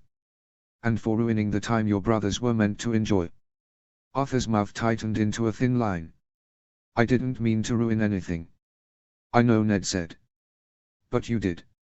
Intent doesn't erase consequence." Arthur looked away, his jaw clenched. Ned stepped forward, kneeling once more so they were eye to eye. "You want to be strong, Arthur. That's good. But strength is more than your abilities in the field. It's about owning your actions even when it's hard." Arthur didn't speak. Ned placed a hand on his shoulder. Benjen was terrified. Your mother was furious. And your brothers were disappointed. You owe them more than silence. Arthur's lips parted, then closed again. He stared at the fire for a long moment. Then he gave a small nod. I'll do it. Ned squeezed his shoulder gently. Good. That's the first step toward being the man you want to become. Arthur stood slowly, his scowl softened as he left the room. Chapter 4, Padfoot. Chapter text. Arthur sat upright on his bed, legs crossed beneath him, a thick blanket draped over his shoulders like a cloak. His violet eyes glowed faintly in the dim light. The interface shimmered before him, visible only to him, its translucent panels hovering in the air like pages of a book made of starlight.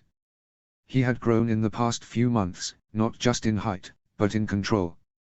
His lessons with his father had been steady, disciplined, and demanding. Ned Stark didn't teach with fire or fury. He taught with silence, with repetition, with the weight of expectation. And Arthur had learned. He had learned to breathe through anger. To wait before speaking. To listen before acting. And now, in the stillness of the night, he turned his attention to something else, growth. The interface pulsed softly as he opened the Skills tab. 3 trees glowed brighter than the others, his current focus. Reading and Writing Level 6, Languages Level 4, Stealth Level 5. A soft chime echoed in his mind as the system prompted him. You have 3 skill perk points available. Would you like to allocate them? Arthur nodded once, and the interface expanded, revealing the branching paths of each skill tree. Each perk was a stepping stone, some practical, some strange, all valuable. Reading and Writing Level 6. Perk options. Quick Study, cost, 1, increases reading speed and comprehension by 15%. Script Memory, cost, 1, allows perfect recall of any written passage read within the last month. Scribe's Hand, cost, 1, improves handwriting clarity and speed. Unlocks the ability to mimic other handwriting styles with practice. Arthur considered. He already read faster than most children twice his age, but the ability to remember everything he read in the last month. He selected Script Memory. Perk unlocked, Script Memory plus 10% Intelligence, passive, plus 1 Relationship, may still a win. Languages Level 4. Perk options. Tongue of the Realm, cost, 1, gain fluency in High Valyrian and the dialects of the Free Cities. Mimicry, cost, 1, allows near-perfect imitation of accents and speech patterns. Silent Tongue, cost, 1, enables the use of a silent sign language known only to a few ancient orders. Arthur's eyes narrowed. High Valyrian would be useful, especially if he ever traveled to Dorne or Essos. But Mimicry, that had potential. For infiltration, diplomacy and survival. He selected Mimicry. Perk unlocked, Mimicry plus 5% Stealth, passive, plus 1 Relationship, Illyria Dane. Stealth Level 5. Perk options. Shadow Step, cost, 1, reduces sound made while walking or running. Blind Spot, cost, 1, temporarily removes yourself from peripheral vision when still. Silent Climb, cost, 1, greatly reduces noise made while climbing or descending. Arthur hesitated. All 3 were useful. But Shadow Step was foundational. It would make everything else easier. He selected Shadow Step. Perk unlocked, Shadow Step plus 10% Stealth, passive, plus 1 Relationship, Jon Stark. With a flick of his will, he opened the tab he'd been avoiding for days. Relationships. The panel expanded with a soft chime, revealing the familiar web of glowing threads. Each name pulsed with a faint light, some brighter than others. As he and his brothers grew, so too did the complexity of their bonds. New names had begun to appear, Sansa, Robb, and several future tabs that he couldn't read no matter how hard he tried. But Arthur's eyes went straight to the one that mattered most this morning. Samwell Stark status, twin brother level 4 affinity, empathic resonance bond strength, high available perk, 1. Arthur tapped the glowing icon beside Samwell's name, and the bond expanded into a constellation of abilities, some unlocked, some grayed out, others flickering faintly with potential. He scanned the list, hopeful. But as the options loaded, his expression soured. Available perk, Toddler tier level 4. Snack Sync, cost 1. When one twin eats a favored snack, the other gains a small mood boost. Nap Harmony, cost 1. When napping in the same room, both twins fall asleep faster and wake more rested. Tumble Tolerance, cost 1. When playing together, minor bumps and falls are less likely to cause tears. Arthur stared at the list, his brow furrowed in frustration. Seriously, he muttered under his breath. Snack Perks. He scrolled down, hoping for something more substantial. Something tactical. Strategic. But the next tier, Empathic Link, Mirror Pulse, Twin Veil, remained locked behind age and experience. He sighed, rubbing his temples. He wasn't ungrateful. The bond with Samuel was strong, stronger than any other. But right now, it felt like the interface was mocking him. He didn't need snack boosts. He needed tools. Power. Insight. Still, he had a point to spend. And Samuel was his twin. Arthur glanced across the room at the sleeping boy, his curls a mess, his face peaceful and open. He tapped the first perk. Perk unlocked, Snack Sync +1 relationship, Samuel Stark, +2% mood recovery, shared meals only. The interface shimmered, then faded. Arthur sighed again, flopping back onto his bed and staring at the ceiling. Well, he muttered, at least I'll be in a better mood the next time he steals my honey cake. Across the room, Samuel stirred, let out a sleepy giggle, and rolled over, still clutching his stuffed direwolf. He turned his gaze toward John, who was sleeping on his stomach on his bed, near the hearth. Arthur sighed. Let's get this over with, he muttered. He flicked his focus back to the interface and tapped on the glowing thread labeled John Stark status, Brother Level 3 Affinity, Silent Strength Bond Strength, Moderate Available Perk, 1. The bond expanded, revealing a familiar constellation of abilities, some locked, some dim, and one softly pulsing with availability. Arthur braced himself. Available perk, Toddler Tier Level 3. Quiet Company, cost 1. When sitting or playing near John, both boys gain a small boost to focus and emotional stability. Shadow Tag, cost 1. When hiding together, both boys gain a slight bonus to stealth. Shared Stillness, cost 1. When one brother is calm, the other becomes less likely to cry or panic. Arthur groaned softly, dragging a hand down his face. Of course, he muttered. More baby perks. He wasn't sure what he'd expected. John was younger than him. Of course the perks would be toddler tier. Still, he'd hoped for something a little more tactical. Something that didn't involve sitting quietly or not crying. He glanced at John again. The boy hadn't moved, still sleeping heavily. Arthur sighed again, but this time it was softer. He tapped the first perk. Perk unlocked, Quiet Company +1 relationship, John Stark, +5% focus, passive, when within 10 feet of John. The interface shimmered and faded. Arthur blinked, then glanced at John again. He felt it almost immediately, a subtle shift in the air, like the room had grown a little more still. A little more grounded. His thoughts, which had been buzzing with frustration, began to settle. Now, he turned to the bond that pulsed brightest of all. Ashura Dane status, Mother Level 5 Affinity, Starborn Grace Bond Strength, Very High Available Perk, 1. Arthur hesitated for a moment, then tapped the icon. The bond expanded like a blooming flower, threads of violet and silver weaving into a constellation of soft light. The perks that appeared were different from the others. Available perk, Toddler Tier Level 5. Soothing Presence, cost 1. When held or comforted by Ashura, magical surges are calmed and emotional distress fades more quickly. Starborn Lullaby, cost 1. When falling asleep in her arms or near her, dreams are more vivid and may occasionally offer glimpses of memory or prophecy. Mother's Shield, cost 1. When Ashura is nearby, minor injuries heal faster and fear effects are reduced. Arthur stared at the list, his throat tightening slightly. He glanced toward the door, half expecting to hear her voice, to see her silhouette in the doorway with that soft smile and the scent of lavender trailing behind her. But she wasn't there. She was likely in the solar or the nursery with the twins. Arthur looked back at the interface. He didn't need faster healing. He didn't need dream visions. But there were times, quiet, aching moments, when the magic inside him stirred too fast, too hot. When the wolf's blood burned and the water hummed and the world felt too loud.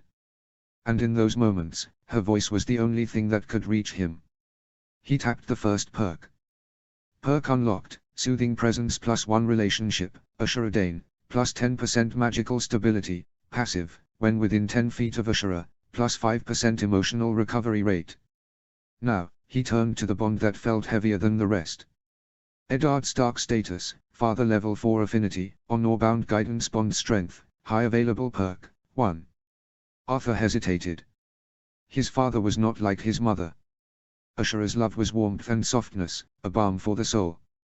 His love was quieter. Firmer. Like the stone of Winterfell itself, cold at first, but enduring. Unshakable. Arthur tapped the icon. The bond expanded, the light shifting from violet and silver to muted gray and steel blue.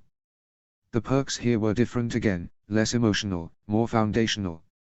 They weren't about comfort. They were about strength. Available perk, Toddler Tier Level 4. Steady Hand, cost, 1, when near Ned, Arthur gains increased balance and coordination during physical tasks. Quiet Discipline, cost, 1, when reprimanded by Ned, Arthur gains a temporary boost to focus and self-control. Warden's Gaze, cost, 1, when under his father's direct observation, Arthur's magical surges are less likely to spike. Arthur studied the list, his expression unreadable. These weren't flashy perks.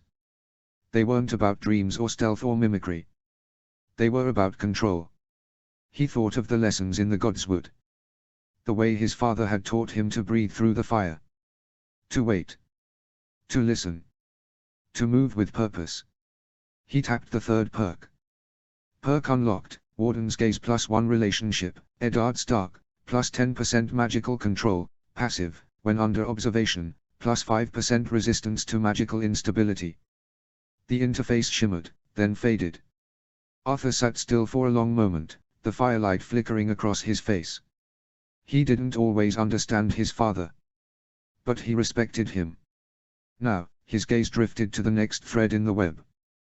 Benjen Stark Status, Uncle Level 3 Affinity, Watchful Shadow Bond Strength, Moderate Available Perk, 1.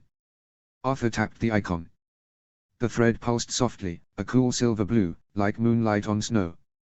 The bond with Benjen was different, less warm than Ashura's, less foundational than Ned's. But it was steady. Present. And beneath the quiet, there was something else, respect. Benjen had been the one to pull him from the springs. Since then, their interactions had been careful, measured.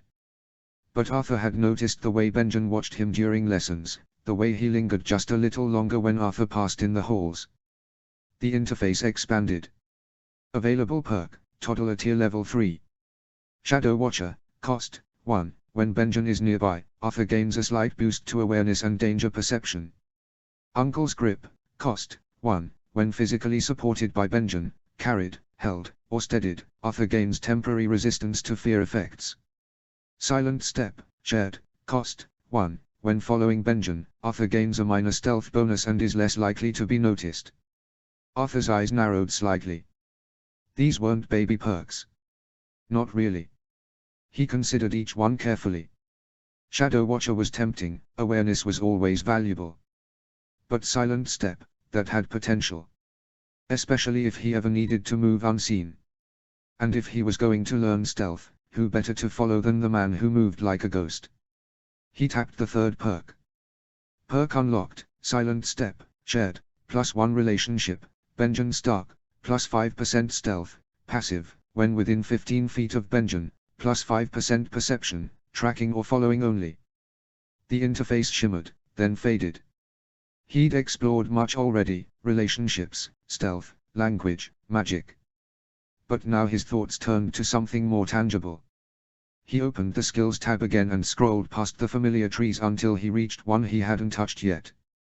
Blacksmithing Level 0 Status, Locked Progress, 0/100 Perk Points Available, 0 Unlock Requirement, Exposure to Forge, Tools, and Instruction.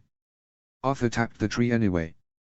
The interface shimmered, and the skill tree unfolded like a smith's blueprint, layered, branching, and glowing faintly with potential. Though the skill was locked, the perks were visible, categorized by mastery tiers. He read them slowly, carefully. Blacksmithing skill tree. Level 125, Apprentice of Flame. Hammer rhythm increases efficiency and precision when striking metal. Heat sense gain an intuitive sense of metal temperature and